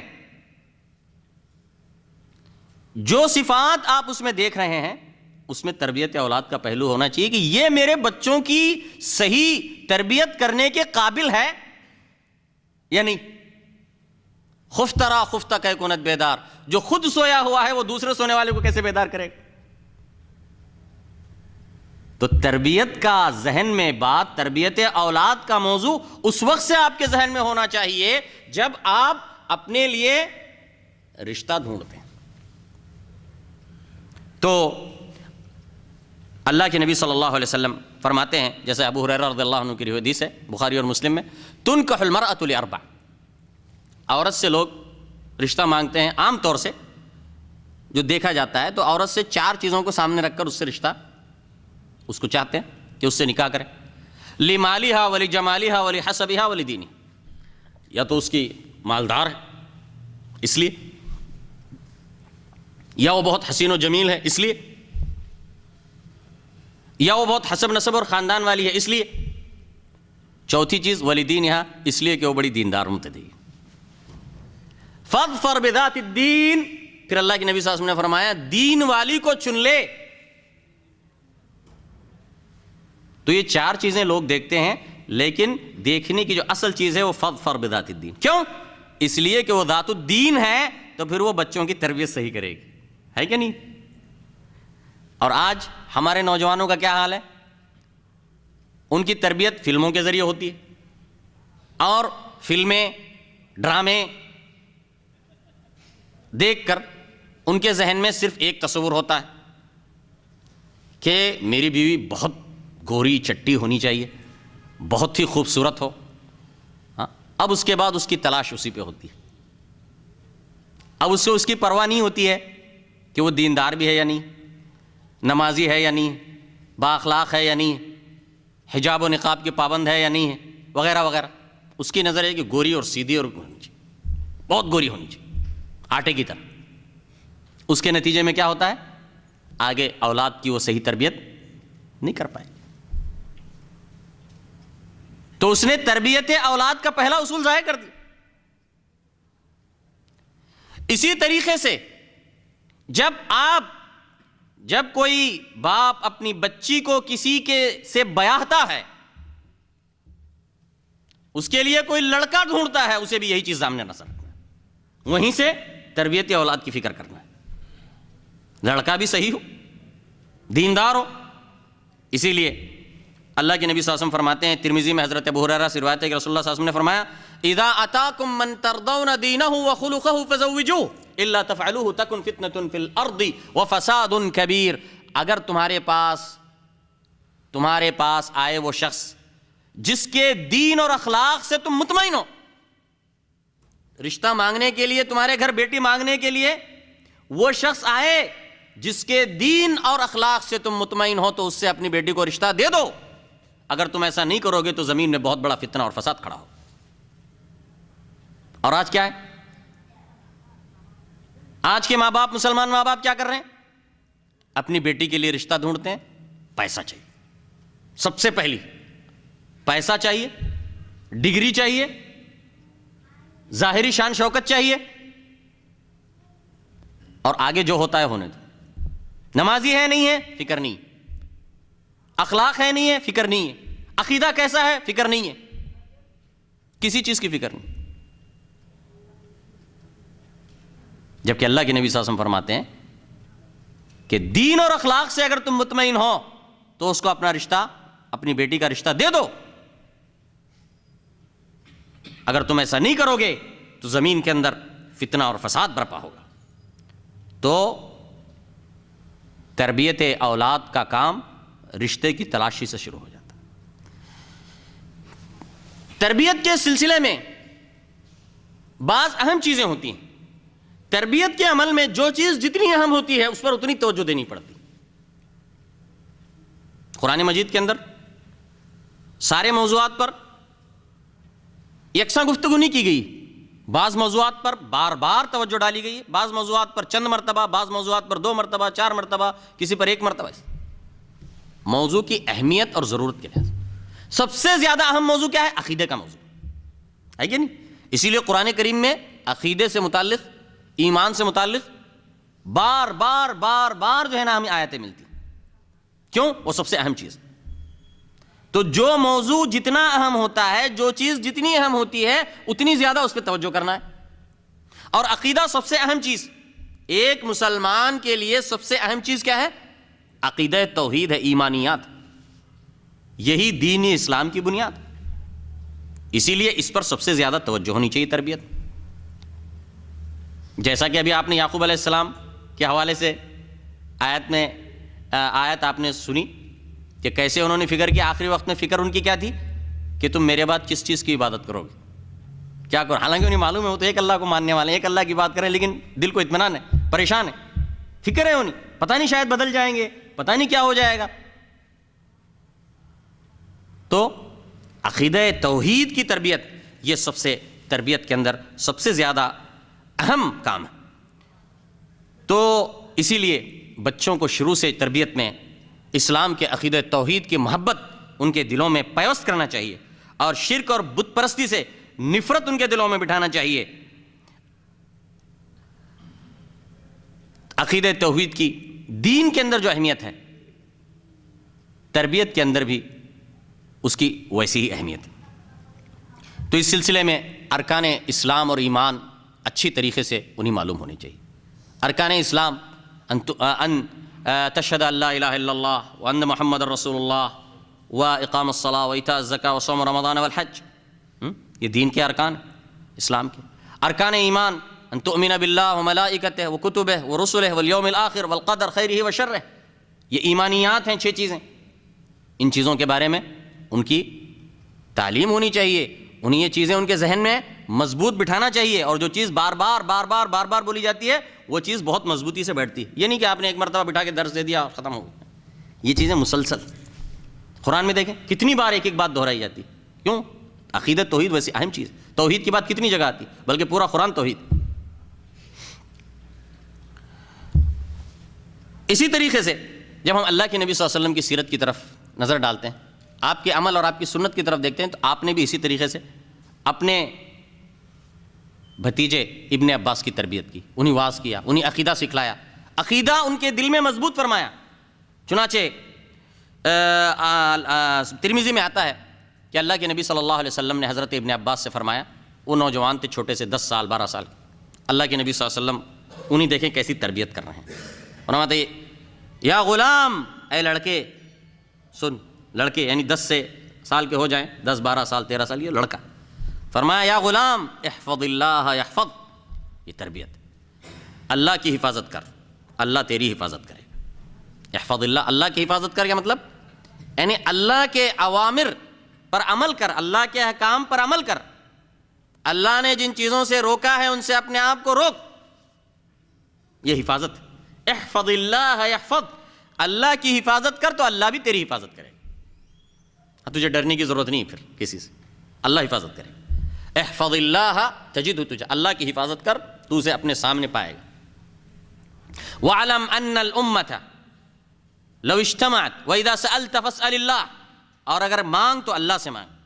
وَإِذَا اسْتَعَنْتَ فَاسْتَعِنْ بِاللَّهِ، مدد طلب کر تو اللہ سے مدد طلب کر. وَاعْلَمْ أَنَّ الْأُمَّةَ لَوْ اجْتَمَعَتْ عَلَىٰ أَنْ يَضُرُّوكَ بِشَيْءٍ لَمْ يَضُرُّوكَ إِلَّا بِشَيْءٍ قَدْ كَتَبَهُ اللَّهُ لَكَ. وَاعْلَمْ أَنَّ الْأُمَّةَ لَوْ اجْتَمَعَتْ عَلَىٰ أَنْ ينفعوك بشيء لم ينفعوك إلا بشيء قد كتبه الله لك. واعلم أن الأمة لو اجتمعت على أن يضروك بشيء لم يضروك إلا بشيء قد كتبه الله عليك. رفعت الأقلام وجفت الصحف. اور جان لے اور یقین کر لے کہ اگر دنیا کے سارے لوگ مل کر بھی تجھے نقصان پہنچانا چاہیں تو تجھے نقصان نہیں پہنچا سکتے مگر اتنا ہی جتنا اللہ نے تیرے حق میں لکھ رکھا ہے. اور دنیا کے سارے لوگ مل کر اگر تجھے کچھ فائدہ پہنچانا چاہیں تو وہ تجھے فائدہ نہیں پہنچا سکتے مگر اتنا ہی جتنا اللہ نے تیرے حق میں لکھ رکھا ہے. قلم اٹھائے جا چکے ہیں اور صحیفوں کی روشنی سوکھ چکی. یہ تربیت دے رہے ہیں اللہ کے نبی صلی اللہ علیہ وسلم. عقیدے کی تربیت. توحید کی تربیت ہے. مانگ تو صرف اللہ سے مانگ, مدد طلب کر تو صرف اللہ سے مدد طلب کر, وہی اس پر قادر ہے. ایمان بالقدر, تقدیر پر ایمان, اللہ پر یقین, اللہ کے اوپر ایسا یقین کہ ساری دنیا کے لوگ بھی اگر تجھے نفع دینا چاہیں یا نقصان دینا چاہیں تو نہیں کر سکتے مگر اتنا ہی جتنا اللہ نے تیرے حق میں لکھ رکھا. اس سے بڑھ کے اللہ کی مرضی کے خلاف کوئی تیرا, دنیا کے سارے لوگ مل کر بھی تیرا نقصان نہیں کر سکتے, دنیا کے سارے لوگ مل کر بھی تیرا نفع نہیں کر سکتے جب تک کہ اللہ کی مرضی اور مشیت شامل ہو. یہ اللہ پر یقین, یہ چیزیں ہیں تربیت کے اہم ترین چیز ہے, چونکہ یہ سب سے اہم چیز عقیدہ, اور اس کے لیے تربیت کے حوالے سے سب سے زیادہ اہمیت انہی کی. اور انہی میں اصول ثلاثہ ہیں. اصول ثلاثہ کیا ہیں؟ جن کو شیخ الاسلام محمد بن عبد الوہاب نے ایک چھوٹی سی کتاب لکھی ہے اصول ثلاثہ کے نام سے. وہ کتاب بہت آسان لیکن وہ بہت ہی اہم اصول ہیں, 3 اصول, اہم 3 اصول جس کا ہر مسلمان کو اس کا علم حاصل کرنا واجب ہے. وہ کیا ہے؟ اللہ کو رب ماننا, اللہ کی توحید پر ایمان, اللہ کو بحیثیت رب, اللہ میرا رب, اور اسلام میرا دین ہے, اور محمد صلی اللہ علیہ وسلم میرے نبی. یہ اصول ثلاثہ ہیں. اللہ میرا رب ہے, اور اسلام میرا دین ہے, اور محمد صلی اللہ علیہ وسلم وہ میرے نبی اور رسول ہیں. تو اس حوالے سے اسلام ہمارا دین ہے, یہ اس کے ذہن میں بیٹھنا چاہیے. اسلام سے محبت, اسلام پر فخر, اور اسلام کی نعمت کا احساس, اسلام کی عظمت اس کے دل کے اندر جاگزی ہونا چاہیے. اور یہ بات بھی اس کے ذہن میں اچھی طرح بیٹھنی چاہیے کہ اسلام وہی دین برحق ہے, سچا دین ہے, اللہ کا دین ہے. اللہ اس کے سوا کسی دین کو قبول نہیں فرماتا. اسلام کے سوا سارے دین باطل, اسلام کے سوا سارے ادیان باطل ہیں. اسلام وہ کامیابی کا واحد نسخہ ہے, اس کے سوا باقی سارے ادیان, سارے طریقے وہ گمراہی کی طرف اور آگ کی طرف لے جاتے ہیں. آج نظام تعلیم غلط رخوں پہ جا رہا ہے, ایسے میں آپ کی ذمہ داریاں بڑھ جاتی ہیں. سیکولر نظام تعلیم ان کو یہ بتاتا ہے کہ سب کچھ صحیح ہے, تم مسلمان ہو, ہندو ہو, سکھ ہو, عیسائی ہو, یہودی ہو, کچھ بھی ہو, سب صحیح ہے. نہیں, صرف اسلام صحیح, باقی سارے ادیان غلط باطل ہیں. ہاں, ہم کسی پہ زبردستی نہیں کرتے, لا اکراہ فی الدین, لیکن اسلام ہی برحق ہے, اور اسلام کے علاوہ سارے ادیان وہ باطل ہیں. اسلام وہ جنت کی طرف لے جانے والا دین ہے, اور باقی سارے ادیان وہ جہنم کی طرف جائیں, کیونکہ وہ منسوخ ہو چکے ہیں یا ان کی بے اصل ہے. تو یہ اسلام سے انتہائی گہرا لگاؤ ان کے دلوں میں ہونا چاہیے, اور اس کے ساتھ ساتھ یہ احساس ان کے دلوں میں ہونا چاہیے, یہ احساس ان کے دلوں میں بٹھانا چاہیے کہ ہم اسلام پر عمل پیرا ہیں, اور اس حوالے سے ہم ایک عظیم اسلامی امت کے ایک فرد ہیں. ہم اکیلے نہیں ہیں اس دنیا میں, ہماری ایک امت ہے, اور وہ امت مسلمہ ہے, وہ محمد رسول اللہ صلی اللہ علیہ وسلم کی امت ہے, اور ہم اس کے ایک فرد ہیں. اور ہمارے امام اور ہمارے قائد وہ محمد رسول اللہ صلی اللہ علیہ وسلم. ہم سب آپ کے پیچھے جا رہے ہیں, وہ ہمارے رہبر ہیں, وہ ہمارے نبی ہیں, وہ ہمارے قائد ہیں, اور وہی ہمارے لیے سب کچھ. تو سب کچھ ہے کا مطلب یعنی بحیثیت ہمیں اقتدا جو کرتے ہیں, یعنی اللہ سبحانہ و تعالیٰ تو ہمارا رب, لیکن دنیا کی حیثیت سے میں بتا رہا ہوں, دنیا کے اندر آپ بحیثیت ایک نبی اور بحیثیت ایک رسول کے ہمارے لیے باقی انسانوں کے اندر ہم دوسروں کو نہیں دیکھتے, ہم پہلے ہم اللہ کے نبی صلی اللہ علیہ وسلم کو دیکھتے ہیں. ہمارے لیے وہ ہر چیز میں ہمارے مقتدا اور نمونہ وہ ہیں. اللہ اور رسول کی اطاعت یہ سب سے اول, پھر اس کے بعد ماں باپ کی اطاعت یا دوسروں آگے چلو. یہ چیز اس کی تربیت ہونی چاہیے. اسی طریقے سے دین اسلام میں داخل ہونے کے بعد سب سے اہم چیز نماز ہے، تو اسی لیے اعمال کے اندر سب سے اول چیز وہ نماز، تو اسی لیے تربیت کے اندر نماز بھی اتنی اہمیت رکھتی ہے جتنا کہ نماز کی اہمیت دین اسلام کے اندر موجود ہے۔ نماز وہ کامیابی کی ضمانت ہے، نماز وہ گناہوں کی مغفرت۔ قرآن کریم کے اندر بے شمار مقامات پر نماز کا حکم دیا گیا ہے۔ اللہ کے نبی صلی اللہ علیہ وسلم نے اسی لیے نماز کی بچوں کو تربیت دینے کا خاص طور سے حکم فرمایا ہے۔ چنانچہ ابو داؤد میں حضرت عبداللہ ابن عمرو بن العاص رضی اللہ عنہ سے روایت ہے کہ رسول اللہ صلی اللہ علیہ وسلم نے فرمایا مروا اولادکم بالصلاة ل7 سنین واضربوہم علیہا ل10 سنین وفرقوا بینہم فی المضاجع کما قال رسول اللہ صلی اللہ علیہ وسلم۔ فرمایا کہ تمہارے بچوں کو نماز کا حکم دو جب وہ 7 سال کے ہو جائیں، اور 10 سال کے ہو جائیں تو مار کر انہیں نماز پڑھاؤ اور ان کے بستروں میں انہیں الگ کر دو۔ دیکھو اللہ کے نبی صلی اللہ علیہ وسلم ہماری رہنمائی فرما رہے ہیں، مربیوں کی رہنمائی فرما رہے ہیں، ماں باپ کو حکم دے رہے ہیں کہ بچوں کی تربیت کے حوالے سے نماز کی تربیت کرو۔ جب بچے نماز فرض ہوتی ہے اس کے بڑے بالغ ہونے کے بعد 14-15 سال کی عمر میں، لیکن اللہ کے نبی صلی اللہ علیہ وسلم فرما رہے ہیں 7 سال سے جب وہ تمیز کی عمر کو پہنچ جاتا ہے اس وقت سے اس کی نماز کی تربیت شروع کرو۔ فرض ہوگی کب؟ اور مزید 7 سال کے بعد۔ 7 سال اسے تربیت کے مرحلے سے گزارتے ہیں، آگے 14 سال کی عمر میں اس پہ نماز فرض ہوگی، اس کے لیے آپ 7 سال سے تربیت کریں، اور اس کا طریقہ بھی بتائیں کہ 7 سال سے اس کو بار بار نماز کا حکم دیتے رہو، نماز کے لیے ساتھ لے کر جاؤ۔ جب 10 سال کے ہو جائیں، اب یہ 3 سال آپ نے اس کی نماز کی تربیت کی، اب اس کے بعد اگر نماز نہ پڑھے تو مارو، مار کر نماز پڑھو۔ ابھی مزید 4 سال اور باقی۔ اب ایسی اگر تربیت ہوگی تو پھر اس پر نماز فرض ہونے کا وقت آنے تک وہ کیا ہو جائے گا؟ بالکل نماز کا پابند ہو گیا، ابھی کوئی فکر کی بات نہیں۔ ہاں، ٹرین پٹری پر پڑ چکی ہے، وہ اپنی منزل تک جائے گی۔ تو یہ نماز کی تربیت کا اصول ہے، اور نماز کی جب آپ صحیح تربیت، نماز کے حوالے سے اس کی صحیح تربیت کرتے ہیں تو پھر اس کے بعد نماز خود اس کی تربیت کرتی ہے۔ اللہ کے نبی صلی اللہ علیہ وسلم کیا فرماتے ہیں؟ اللہ تعالیٰ کیا فرماتا ہے قرآن میں؟ ان الصلاۃ تنہی عن الفحشاء والمنکر، بے شک نماز برائی سے اور بے حیائی سے روکتی۔ نماز ایک مدرسہ ہے، نماز ایک تربیت گاہ ہے، نماز اللہ کی یاد دلاتی، نماز اللہ کا خوف دلاتی، اللہ کا تقویٰ پیدا کرتی ہے کہ نہیں؟ تم نے نماز کا اسے پابند بناؤ، پھر آگے جو ہے نا نماز اس کی تربیت کرتی رہے گی، اور تمہیں تربیت میں تمہارا وہ بہترین تعاون کرے گی۔ اسی لیے انبیاء کرام اپنی اولاد کو اور اہل و عیال کو نماز کا حکم دیا کرتے تھے، جیسا کہ اسماعیل علیہ السلام کے متعلق اللہ فرماتا ہے وَكَانَ يَأْمُرُ أَهْلَهُ بِالصَّلَاةِ وَالزَّكَاةِ وَكَانَ عِنْدَ رَبِّهِ مَرْضِيًّا، اور وہ اپنے بچوں کو، اپنے گھر والوں کو، جس میں بیوی اور بچے سب آگے، وہ نماز اور زکوٰۃ کا حکم دیتے تھے۔ وہ اپنے بیوی بچوں کو نماز اور زکوٰۃ کا حکم دیا کرتے تھے، اور اسی طرح اللہ نے اس کا حکم دیا قرآن میں بھی فرمایا وَأْمُرْ أَهْلَكَ بِالصَّلَاةِ وَاصْطَبِرْ عَلَيْهَا، اور اپنے گھر والوں کو نماز کا حکم دے، وَاصْطَبِرْ عَلَيْهَا، خود اس پر، اور خود بھی اس پر جم جا۔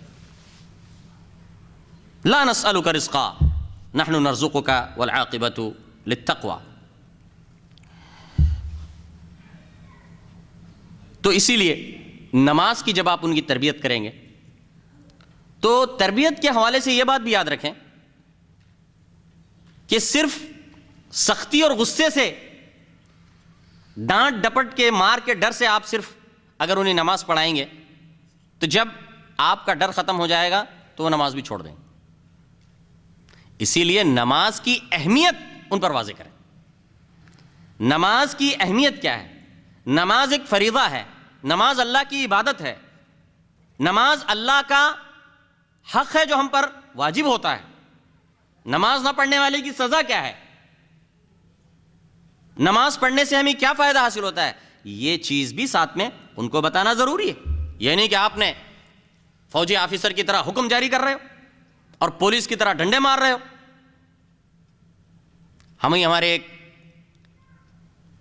ہم سے ایک سینئر دوست نے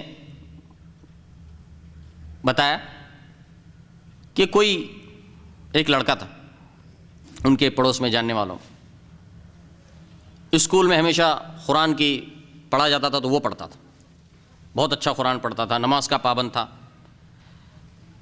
لیکن جیسے ہی بڑا ہو گیا نماز بھی چھوڑ دی، قرآن بھی چھوڑ دی، سب بیکار، پورا بدل گیا۔ بعد میں تعجب ہوا، تحقیق کی تو پتہ چلا کہ اس کے باپ جو ہے صرف مار کے ڈر سے جو ہے نا وہ اس سے قرآن بھی پڑھاتا تھا، مار کے ڈر سے جو ہے نا وہ نماز پڑھاتا تھا۔ جب وہ ڈر ختم ہو گیا تو اس نے سب چیز چھوڑ دی۔ تو اسی لیے ان کو قائل کرانا، اہمیت نماز کی بتانا، نماز کیوں پڑھنا ہے، یہ بھی ساتھ میں ضروری۔ اقناع عقلی، اقناع قائل کرانا، انہیں اس سے مطمئن کرانا کہ جس چیز کا آپ حکم دے رہے ہیں وہی چیز صحیح ہے، جس چیز سے روک رہے ہیں وہ غلط ہے، یہ چیز بھی انہیں معلوم ہونا ضروری ہے۔ اسی طریقے سے تربیت کے حوالے سے قرآن کریم سے کے حوالے سے کیا آپ کا حق، کس طرح ان کی تربیت؟ قرآن کریم اللہ کی کتاب، یہ ایک ہدایت نامہ ہے، اس میں ہمارے لیے زندگی کے اصول بتائے گئے ہیں، اس کے اندر احکام ہیں، اس کے اندر اللہ کے منہیات ہیں۔ قرآن کریم سے اپنی اولاد کو جوڑیں، قرآن کریم سے اپنی اولاد کو جوڑیں شروع سے۔ مراکز تحفیظ ہیں، ہمیشہ اپنے بچوں کو اس میں داخل کریں۔ مراکز تحفیظ میں وہ قرآن یاد کریں گے، قرآن کریم کی تجوید سیکھیں گے، دین کے احکام سیکھیں گے۔ تو اب اس ذریعے سے یہ جو قرآن ہے، تجربات بتاتے ہیں کہ جس کا تعلق قرآن سے بچپن میں گہرا ہو گیا، اس کے بعد اس کے گمراہی کا چانس نہیں ہے انشاءاللہ تعالی۔ اس کو ایک آپ دیکھیں آج کل کیا کرتے ہیں، بچے پیدا ہوتے ہیں تو ٹیکے لگواتے ہیں، تطعیم، کہ بھئی یہ بیماری کا ٹیکہ، وہ اس کی حفاظت ہوتے ہیں۔ تو یہ قرآن کریم سے آپ اس کو جڑوا دیں، جوڑ دیں، تو قرآن کریم اس کی حفاظت ہے، اس کی گارنٹی ہے، اس کی سلامتی کی۔ اور آج کا دور فتنوں کا دور، آج کا دور انٹرنیٹ کا دور ہے، آج کا دور کیا کیا اس کے اندر فتنے ہیں، نئے نئے فتنے، پتہ نہیں آگے چل کر کیا کیا پھر نئی نئی چیزیں آئیں گی۔ تو ایسے میں ان کو جو ہے نا سیکورٹی دینے کی ضرورت ہے، ان کو جو تطعیم کی ضرورت ہے، اور اس کے لیے سب سے بہترین چیز وہ قرآن کریم سے ان کو جوڑنا ہے۔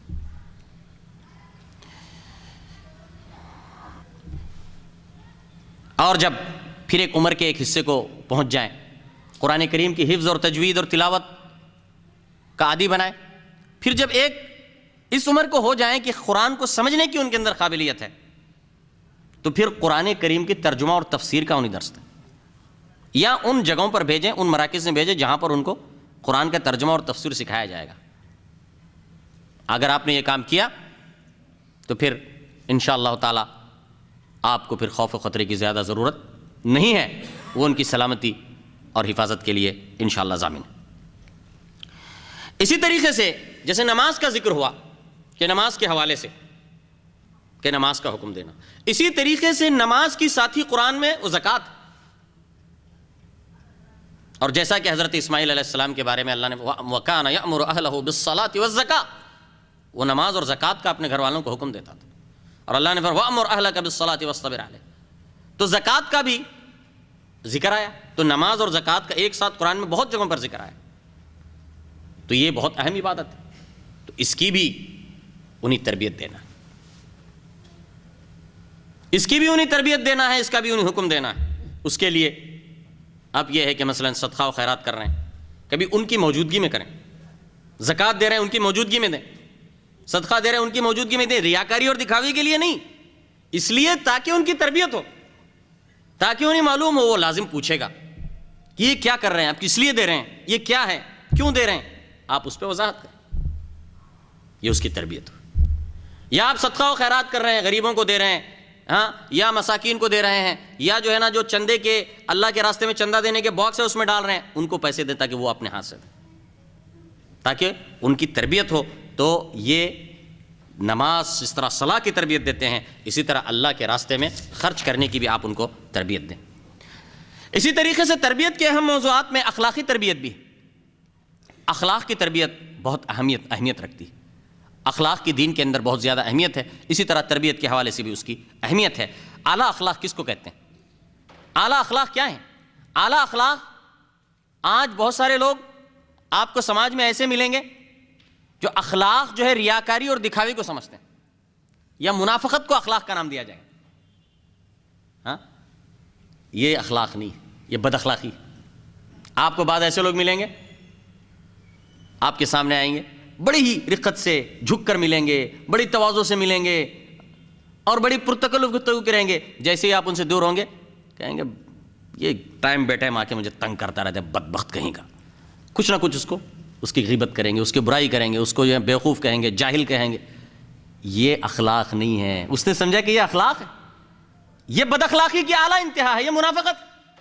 اگر آپ نے اپنے بچوں کے سامنے ایسے طرز عمل کا مظاہرہ کیا تو آپ ایسے بد اخلاقی ان کو سکھا رہے ہیں، اور اپنی جگہ یہ سمجھ رہے ہیں کہ میں اخلاق پہ عمل کر رہا ہوں. یہ اخلاق نہیں.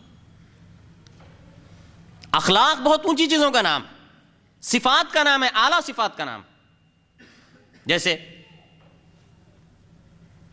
کرم اور سخاوت، بہادری، امانت اور دیانت، سچائی، ہمت اور حوصلہ، احترام اور اکرام اور دیگر چیزیں جو اعلیٰ اخلاق کی چیزیں، تواضع اور انکساری، یہ وہ اعلیٰ اخلاق ہیں. یہ صفات ہونی چاہیے، ان صفات کی تربیت. اور اس جیسے ریاکاری اور دکھاوے کی نہیں، وہ اخلاق نہیں. جھوٹے اخلاق نہیں کہ دکھانے کے دانت الگ، کہتے ہیں ہاتھی کے دکھانے کا دانت الگ ہے اور اس کے اصل دانت الگ. ایسا نہیں. اگر آپ نے ایسا طرز عمل کیا، بچہ ساری چیزیں دیکھ رہا ہے. دیکھیں، یاد رکھیں، بچہ آپ کی باتوں سے اتنا نہیں سیکھتا جتنا آپ کو دیکھ کے سیکھتا ہے. تو اس حوالے سے سچ اور جھوٹ کی تربیت کے حوالے سے میں آپ کے سامنے کچھ دو واقعات رکھتا ہوں. وقت ہے یا کتنا وقت ہوا اور کتنا باقی؟ کیا ٹائم ہو؟ ہاں، 15 منٹ. تو دیکھیے تربیت کی کیسے اثر پڑتا ہے. ایک واقعہ یوں بیان کیا جاتا ہے کہ ایک ڈاکو پکڑا گیا، اس پہ جرم ثابت ہوا اور اس کو جو ہے اس کے بعد عدالت سے سزا ہوئی اور اسے تختہ دار پر لٹکانے کے لیے لے جایا جا رہا تھا. تو اس نے آخر وقت میں یہ تمنا کی کہ اس کی ماں سے اسے ملنے دیا جائے. تو اس کی ماں آئی، روتی ہوئی اس کی ماں آئی، تو وہ اپنی ماں کے قریب گیا، اس کے کان میں جیسے سرگوشی کرتا ہے اس طرح اس کے کان میں کہ بالکل قریب گیا. لوگ سمجھ رہے تھے کہ اس سے کچھ بول رہا ہے، لیکن اس نے ماں کا کان زور سے کاٹ دیا. اور سارے لوگ پریشان ہیں کہ یہ حرکت تم نے ایسی کیوں کی؟ اس نے کہا کہ اس ماں کی غلط تربیت کی وجہ سے میں آج اس انجام کو پہنچا.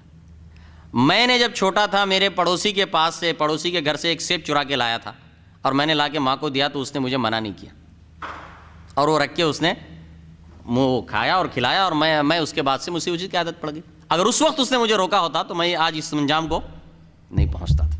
ٹھیک ہے.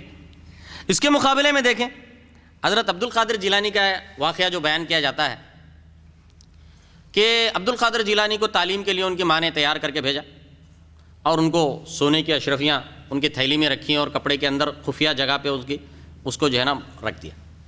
لیکن ایک جاتے ہوئے ایک نصیحت کی کہ دیکھو کبھی جھوٹ نہیں بولنا، کسی بھی حالت میں جھوٹ نہ بولو. راستے میں ڈاکوؤں نے پکڑ لیا، سب کے سامان چیکنگ کر رہے تھے. ان کو بھی دیکھا گیا، پوچھا تمہارے پاس کچھ ہے؟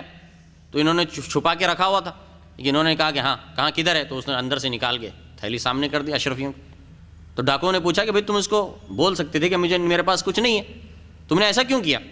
اس نے کہا کہ نہیں، میری ماں نے کہا تھا کہ ہر حال میں سچ بولنا ہے، جھوٹ کبھی نہ بول، تو اسی لیے جو ہے نا میں نے آپ کے سامنے سچ بات بتا دی. تو ڈاکو اتنے متاثر ہوئے کہ انہوں نے سارا ان کا مال بھی واپس کر دیا، قافلے والوں کا بھی مال واپس کر دیا اور خود توبہ کر کے تائب ہو. تو تربیت کی وجہ سے دیکھیں کتنا فرق آتا ہے. تو اسی لیے اخلاق کی، اعلیٰ اخلاق کی تربیت دینا یہ بہت اہم ہے. تربیت کے حوالے سے حقوق العباد کی اپنی اہمیت ہے. حقوق العباد کی تربیت دینا بہت ضروری ہے. بہت سے لوگ دین کی تربیت یہ سمجھتے ہیں، کیونکہ دیکھیں جیسے جیسے تصور غلط ہوتا ہے تو نتیجہ بھی غلط نکلتا ہے. بہت سے لوگ دین سمجھتے ہیں صرف نماز اور روزے کو، نماز پڑھنا، روزہ رکھنا، ہاں قرآن پڑھا، کچھ ذکر کیا، کچھ استغفار کیا، سمجھتے ہیں یہ دین۔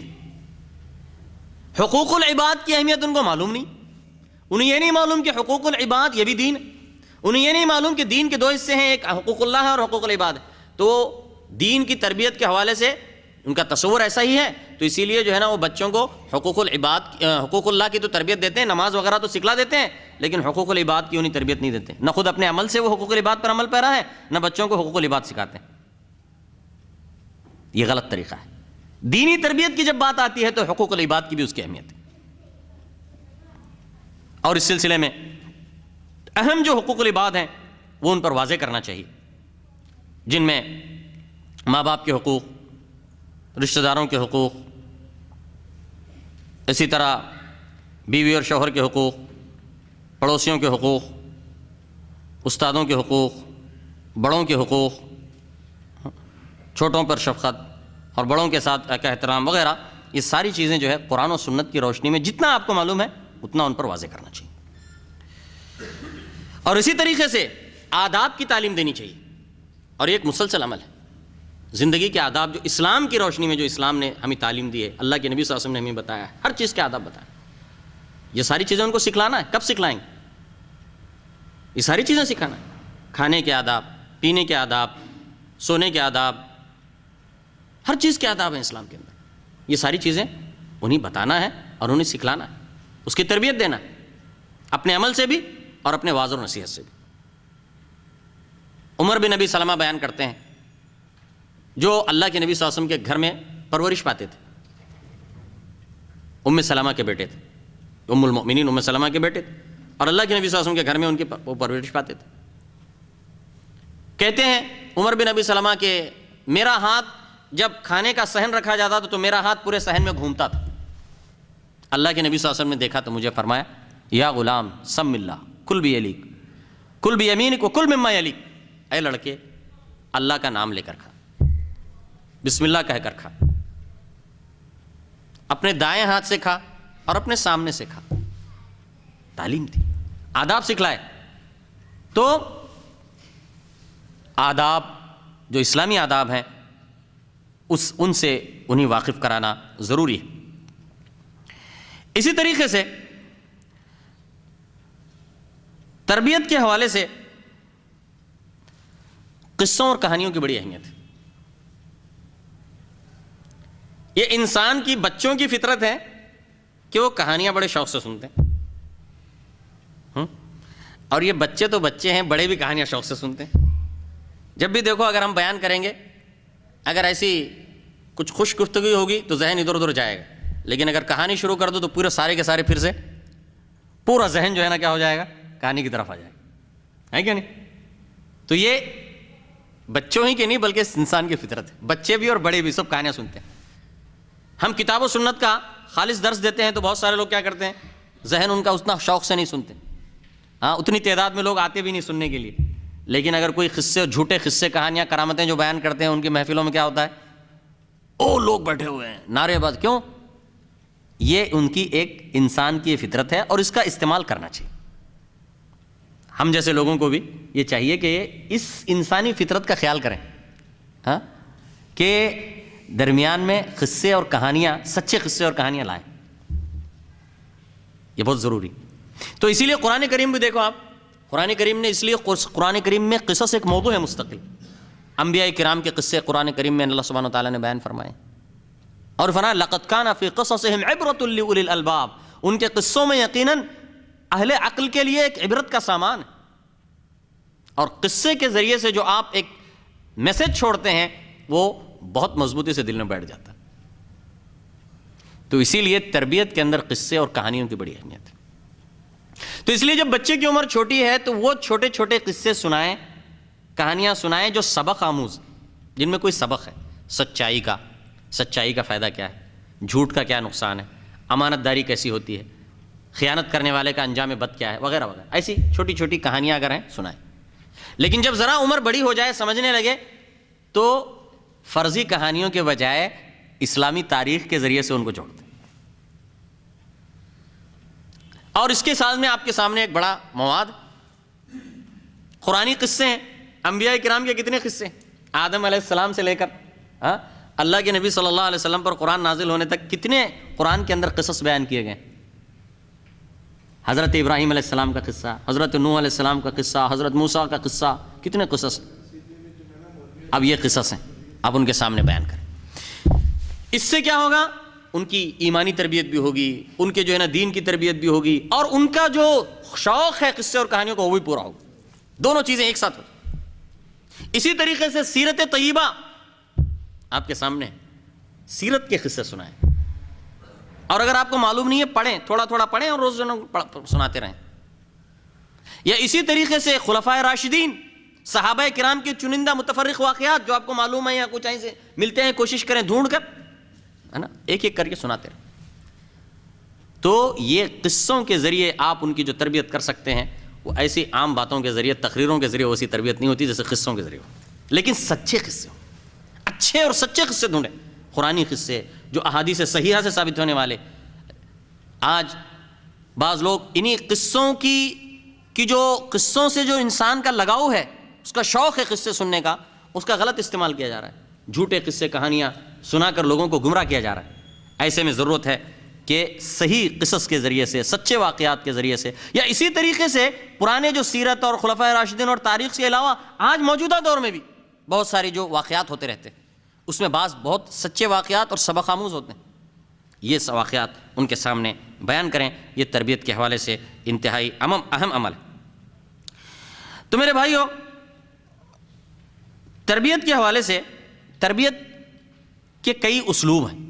تربیت کے کئی اسلوب ہیں. ان میں وعظ کے ذریعے تربیت, وعظ اور بیان کے ذریعے, یعنی آپ زبان سے آپ ان کو وعظ کرتے ہیں, سمجھاتے ہیں, نصیحت کرتے ہیں, ایسا کرنا چاہیے, ایسا نہیں کرنا چاہیے.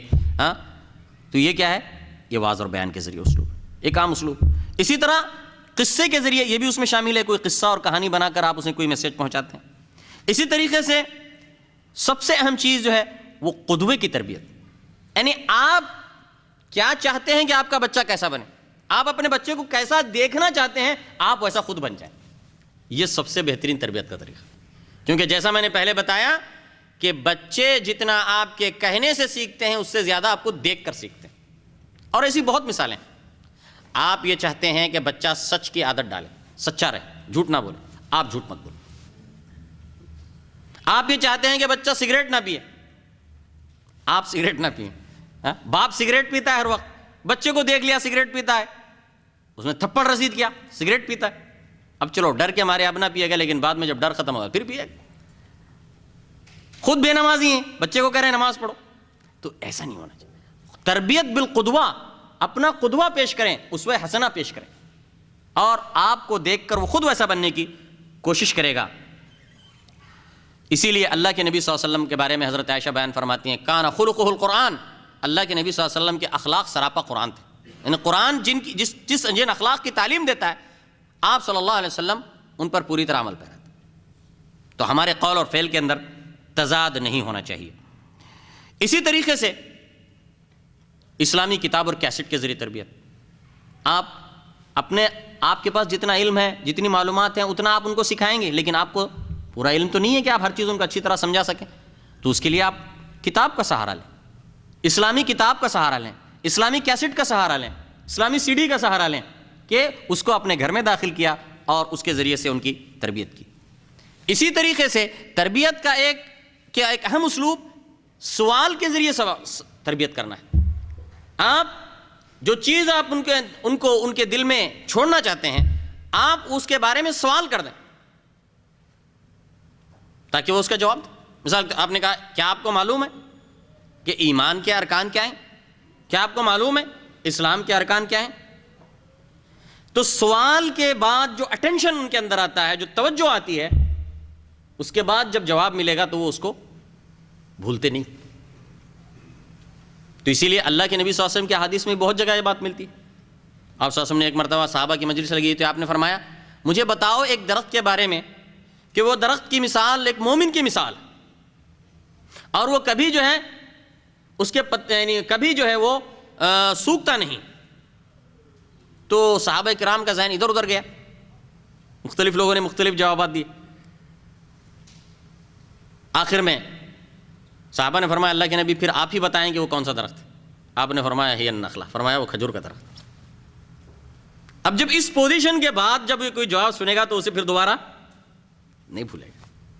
مثال کے طور پر اگر میں ابھی سوال کر دوں، آپ نے بہت ساری باتیں سنی، ہو سکتا ہے بعض باتیں ذہن میں ہیں، بہت سی باتیں نکل گئی، لیکن اگر کوئی چیز کو میں خاص کر کے ابھی میں سوال کر دوں کہ بھائی میرے میں گفتگو میں نے ایسا کون جواب دے گا، اب ہو سکتا ہے کہ اس میں صرف ایک دو آدمیوں کو جواب یاد ہو، لیکن جب وہ جواب یہ سوال کے بعد جب جواب سنیں گے تو اب سب کو یاد ہو جائے گا، دوبارہ نہیں بھولے۔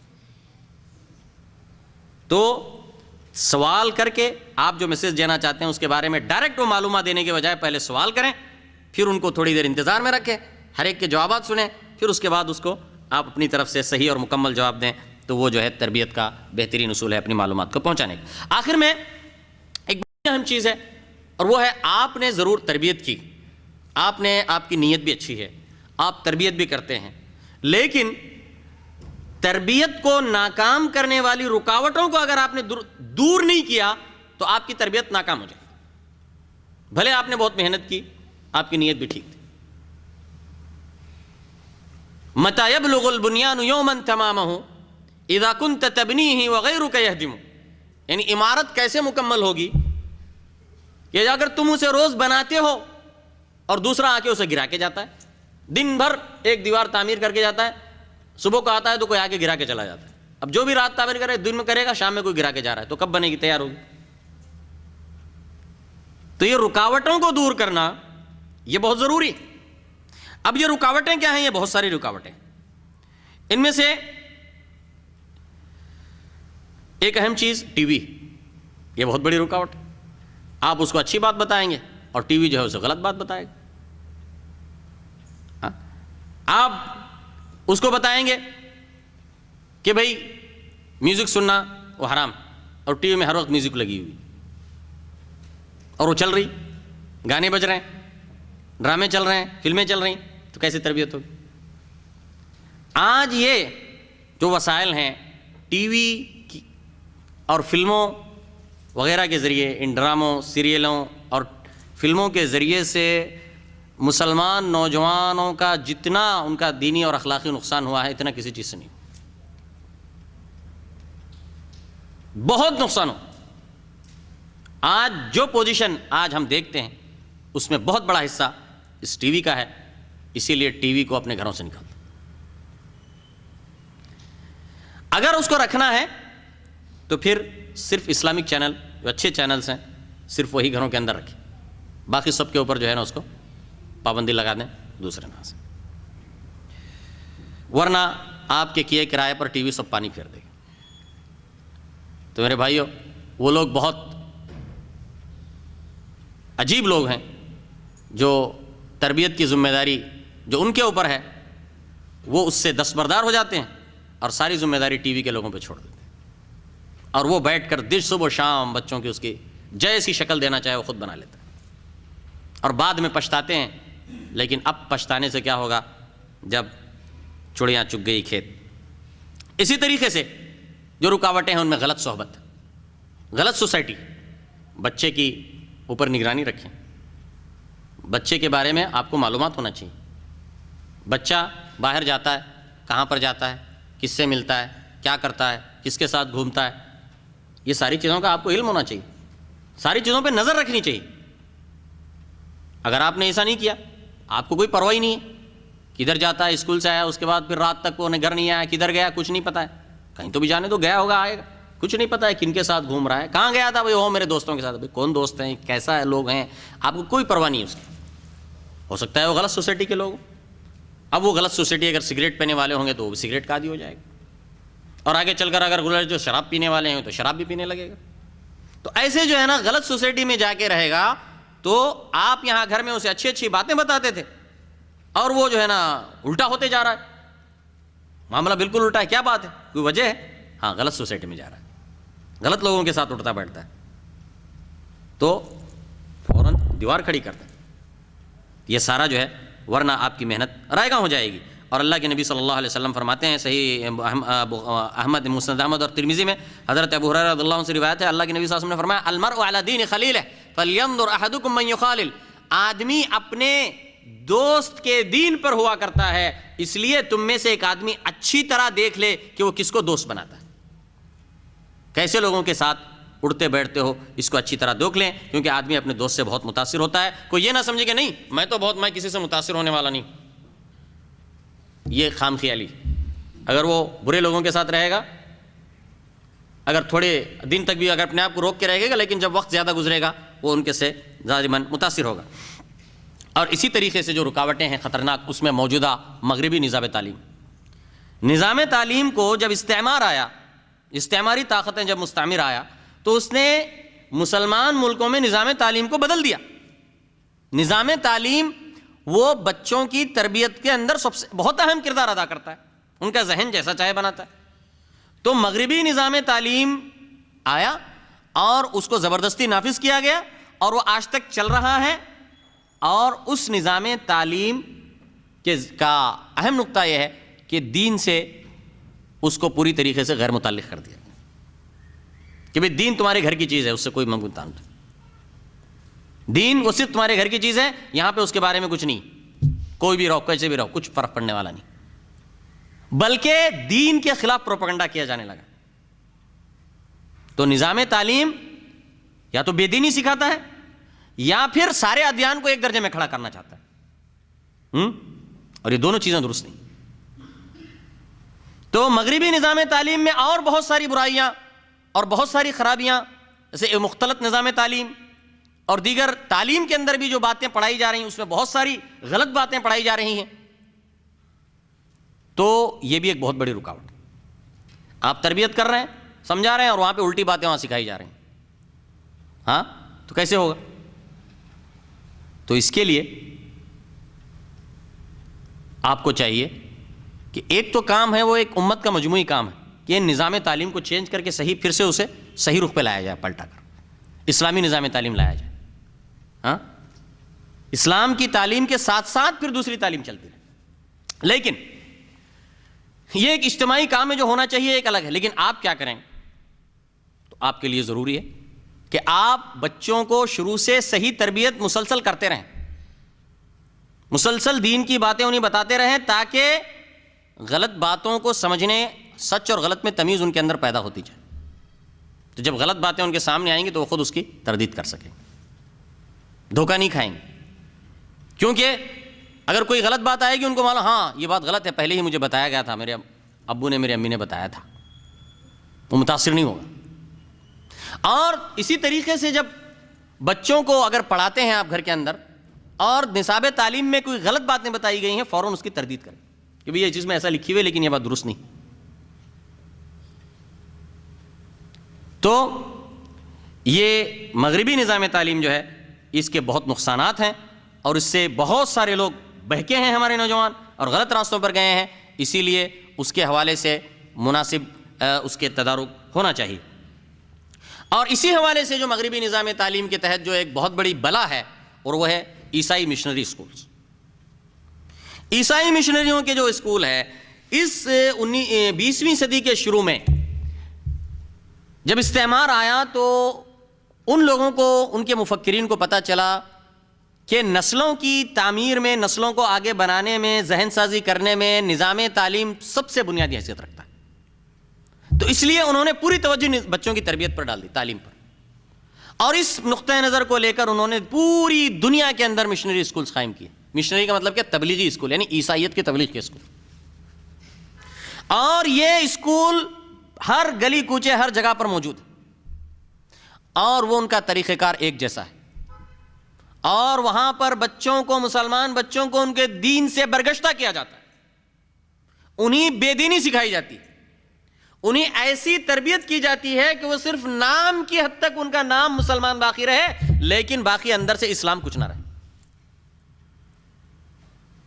بلکہ اسلام کے نام پر منافقوں کی ایک کھیپ تیار کی گئی، منافق مردوں اور منافق عورتوں کی.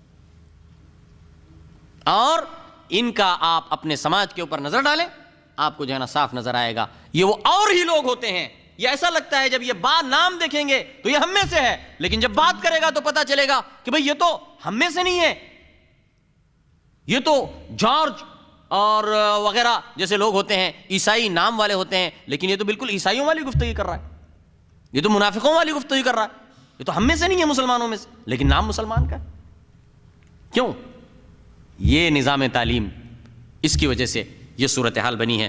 تو اسی لیے اپنے بچوں کو عیسائی مشنری اسکولوں میں ہرگز نہ ڈالیں، اور اس ذہنوں سے بات نکال دیں. دنیا سب کچھ نہیں ہے. لوگ بہت سارے باتیں کرتے ہیں کہ نہیں وہاں پہ تعلیم اچھی ہوتی ہے. تعلیم اچھی ہوتی ہے تو دنیا کی تعلیم اچھی ہوتی ہوگی، لیکن دین تو گیا ہاتھ سے تمہارے. ہاں، تمہارے بچے اگر غلط ہو جائیں گے، آخرت برباد ہو جائے گی، تو یہ تمہیں پسند ہے؟ تعلیم میں کیا فرق ہوگا؟ 19-20 کا فرق ہوگا، 18-20 کا فرق ہوگا. کہ تعلیم ہی سب کچھ ہے. اور یہ ایک الگ موضوع ہے جو آج کل ہمارے سامنے ہے. آج ہمارے پاس بہت سارے لوگوں نے صرف دنیا ہی کو مقصد سمجھا ہے، اسی لیے دنیاوی تعلیم کو انہوں نے اتنی اہمیت دی، بچوں کی دنیاوی تعلیم کو، کہ اس کے لیے سب کچھ قربان کرتی، سب کچھ قربان کرنے کے لیے تیار ہیں. وہ چاہتے ہیں کہ بچوں کو دنیا کی اچھی تعلیم دلوائیں، ان کے بچے اعلیٰ نمبرات سے کامیاب ہوں اور بڑی بڑی ڈگریاں لیں اور آگے چل کر بہت پیسہ کمائیں. اس مقصد کے لیے وہ بچوں کو تعلیم دلاتے ہیں، اور اس کے لیے وہ ہر چیز قربان کرنے کے لیے تیار ہیں. اپنا دین بھی قربان کرنے کے لیے تیار ہیں، اخلاق بھی قربان کرنے کے لیے تیار ہیں، ہر چیز چھوڑنے کے لیے تیار ہیں. یہی مقصد ہوں. تو میرے بھائیو، اس کے لیے پہلے اپنے ذہن کو خود درست کریں، پہلے اپنی سوچ درست کریں، اپنے آپ کو صحیح مسلمان بنائیں، اپنی صحیح تربیت کریں، تاکہ آگے بچوں کی بھی صحیح تربیت کر سکیں. اچھا، آخر میں چونکہ 15 منٹ باقی، تو اس میں سے کچھ باقی ہے یا ختم ہو گئے؟ ہاں، ختم ہو گئے؟ تو ایک واقعہ سنا دوں یا کہانی آخر میں سنا دوں؟ کہانی تو شوق سے سنتے ہیں. تو کیا ہوا، اجازت ہے؟ نہیں تو ایک جگہ سے آواز آ رہی ہے. ایک واقعہ دیکھیں، ماؤں کی تربیت کا بھی بڑا اہم ہوتا ہے، چونکہ ماں وہ بچوں کے ساتھ زیادہ وقت گزارتی، اسی لیے عورتوں کی بھی تعلیم کی اہمیت ہے. اور ماؤں کو چاہیے کہ وہ اپنے بچوں کی بہترین دینی اور اخلاقی تربیت کریں. اس حوالے سے ربیعۃ الرئی کا جو قصہ ہے وہ مشہور ہے. ربیعۃ الرئی وہ امام مالک کے استاد. ربیعہ کے والد ابو عبد الرحمن فروخ وہ جہاد کے شوقین تھے. ان کی ابھی شادی ہوئی تھی نہیں، اور اس کے بعد انہوں نے ان کی بیوی کے پیٹ میں حمل قرار پایا، اور اس کے بعد وہ جہاد کے لیے اجازت لے کر چلے گئے سرحدوں پر. اور جانے کے وقت 30,000 اشرفیوں کی تھیلی ان کو دے کر گئے خرچے کے لیے. لیکن ہوا ایسا کہ جب وہ گئے تو وقت وہاں پہ ایک معرکے سے دوسرا معرکہ، اور اس طریقے سے وقت گزرتا گیا کہ مختلف اسباب کی وجہ سے واپس نہیں آ سکے. واپس آئے تو 27 سال کے بعد واپس آئے. جب وہ واپس آئے تو ان کا بچہ جو ہے وہی ربیعۃ الرائے، ان کا بیٹا کا نام ربیعۃ الرائے. ربیعۃ الرائے اب بڑے ہو چکے تھے. یہ 27 سال کے بعد اپنے گھر کو مدینے میں واپس آئے تو دروازہ کھٹکھٹایا تو اندر سے ربیعۃ الرائے نکلے. تو وہ غصے میں آ گئے کہ تم کون ہو، میرے گھر میں ادھر گھسے ہوئے ہو. اب یہ باپ بیٹے کی تکرار چل پڑی، یہ نووارد کون آدمی ہے، اور وہ کہہ رہے ہیں کہ تم کون ہو، ادھر کیوں آ رہے ہو میرے گھر میں، اور یہ کہہ رہے ہیں یہ میرا گھر ہے، تم کون ہو جو میرے گھر کے اندر آئے. اب یہ دونوں کی تکرار سنی تو اندر سے اس نے، خاتون نے آواز سنی تو اس نے فیصلہ چکایا، کہا کہ بھئی یہ بھی یہ میرے شوہر ہیں، اور 27 سال پہلے جہاد پہ گئے تھے، اب واپس آئے ہیں، اور یہ آپ کا بیٹا ہے. تو بہرحال جب ایسی بات ہوئی اس کے بعد بیٹھے تو بات چیت ہوئی. تو ابو عبد الرحمن فروخ نے اپنی بیوی سے پوچھا کہ اس 30,000 اشرفیاں کا کیا ہوا، کیا کیا تم نے، ان سے حساب مانگ. تو ان کی بیوی نے کہا کہ ابھی اطمینان کرو، میں کل اس کا جواب دوں گی. تو بعد میں دوسرے دن فجر کی نماز کے لیے جب یہ ابو عبد الرحمن فروخ گئے تو مسجد میں فجر کی نماز کے بعد ایک نوجوان درس حدیث کی دینے کے لیے بیٹھ گیا، اور اس نے اپنا چہرہ بھی چھپا لیا اور وہی ربیعۃ الرائے تھے. وہ اپنے والد سے شرم سے وہ اپنے چہرے پر چھپا کر درس دینے لگے. وہ دور بیٹھے دیکھ رہے تھے کہ یہ نوجوان درس دے رہا ہے اور انہیں بہت پسند آیا کہ کتنا شاندار یہ درس دے رہا ہے, اور بڑے بڑے اہل علم وہاں پر بیٹھے ہوئے تھے, طالبان علوم, جس میں امام مالک اور حسن بصری جیسے لوگ بھی شامل تھے. تو بہت متاثر ہوئے اور اپنے وہیں بیٹھے ہوئے لوگوں سے پوچھا, کچھ لوگوں سے, یہ کون نوجوان ہے جو اتنا شاندار درس دے رہا ہے؟ میں نے ایسا امام اور فقیہ میں نے کبھی نہیں دیکھا جو اتنا شاندار درس دیتا ہے. تو لوگوں نے بتایا کہ یہ ابو عبد الرحمن فروخ کا بیٹا ربیعۃ الرائے ہے. تو ان کی خوشی کا کوئی ٹھکانہ نہیں رہا. اس کے بعد گھر گئے واپس اور اپنی بیوی سے بیان کیا جا کر کہ میں نے آج ربیعۃ الرائے کو ایسے درس دیتے سنا ہے کہ میں نے آج تک کسی فقیہ کو اس طرح درس دیتے ہوئے نہیں سنا, اور جو وہاں پر ان کی شان ہے اور جس طرح طالبان علوم انتہائی احترام کے ساتھ وہاں پر بیٹھے ہوئے ہیں, تو وہ بہت ہی خوشکن منظر تھا جو میں نے زندگی میں اتنی بڑی خوشی دیکھی. تو تب ان کی ماں ربیعۃ الرائے کی ماں نے کہا کہ یہ 30,000 دینار جو تم نے پوچھے تھے میں نے اس بچے کی تعلیم پر خرچ کیے. تو ابو عبد الرحمن فروخ نے کہا کہ تم نے میرے مال کو ضائع نہیں کیا, اس کا صحیح استعمال. تو میرے بھائی اور دوستو, تو اسلامی اور دینی تربیت, اخلاقی تربیت, یہ تربیت کا سب سے اہم باب ہے, اور اس حوالے سے زیادہ توجہ دینے کی ضرورت ہے.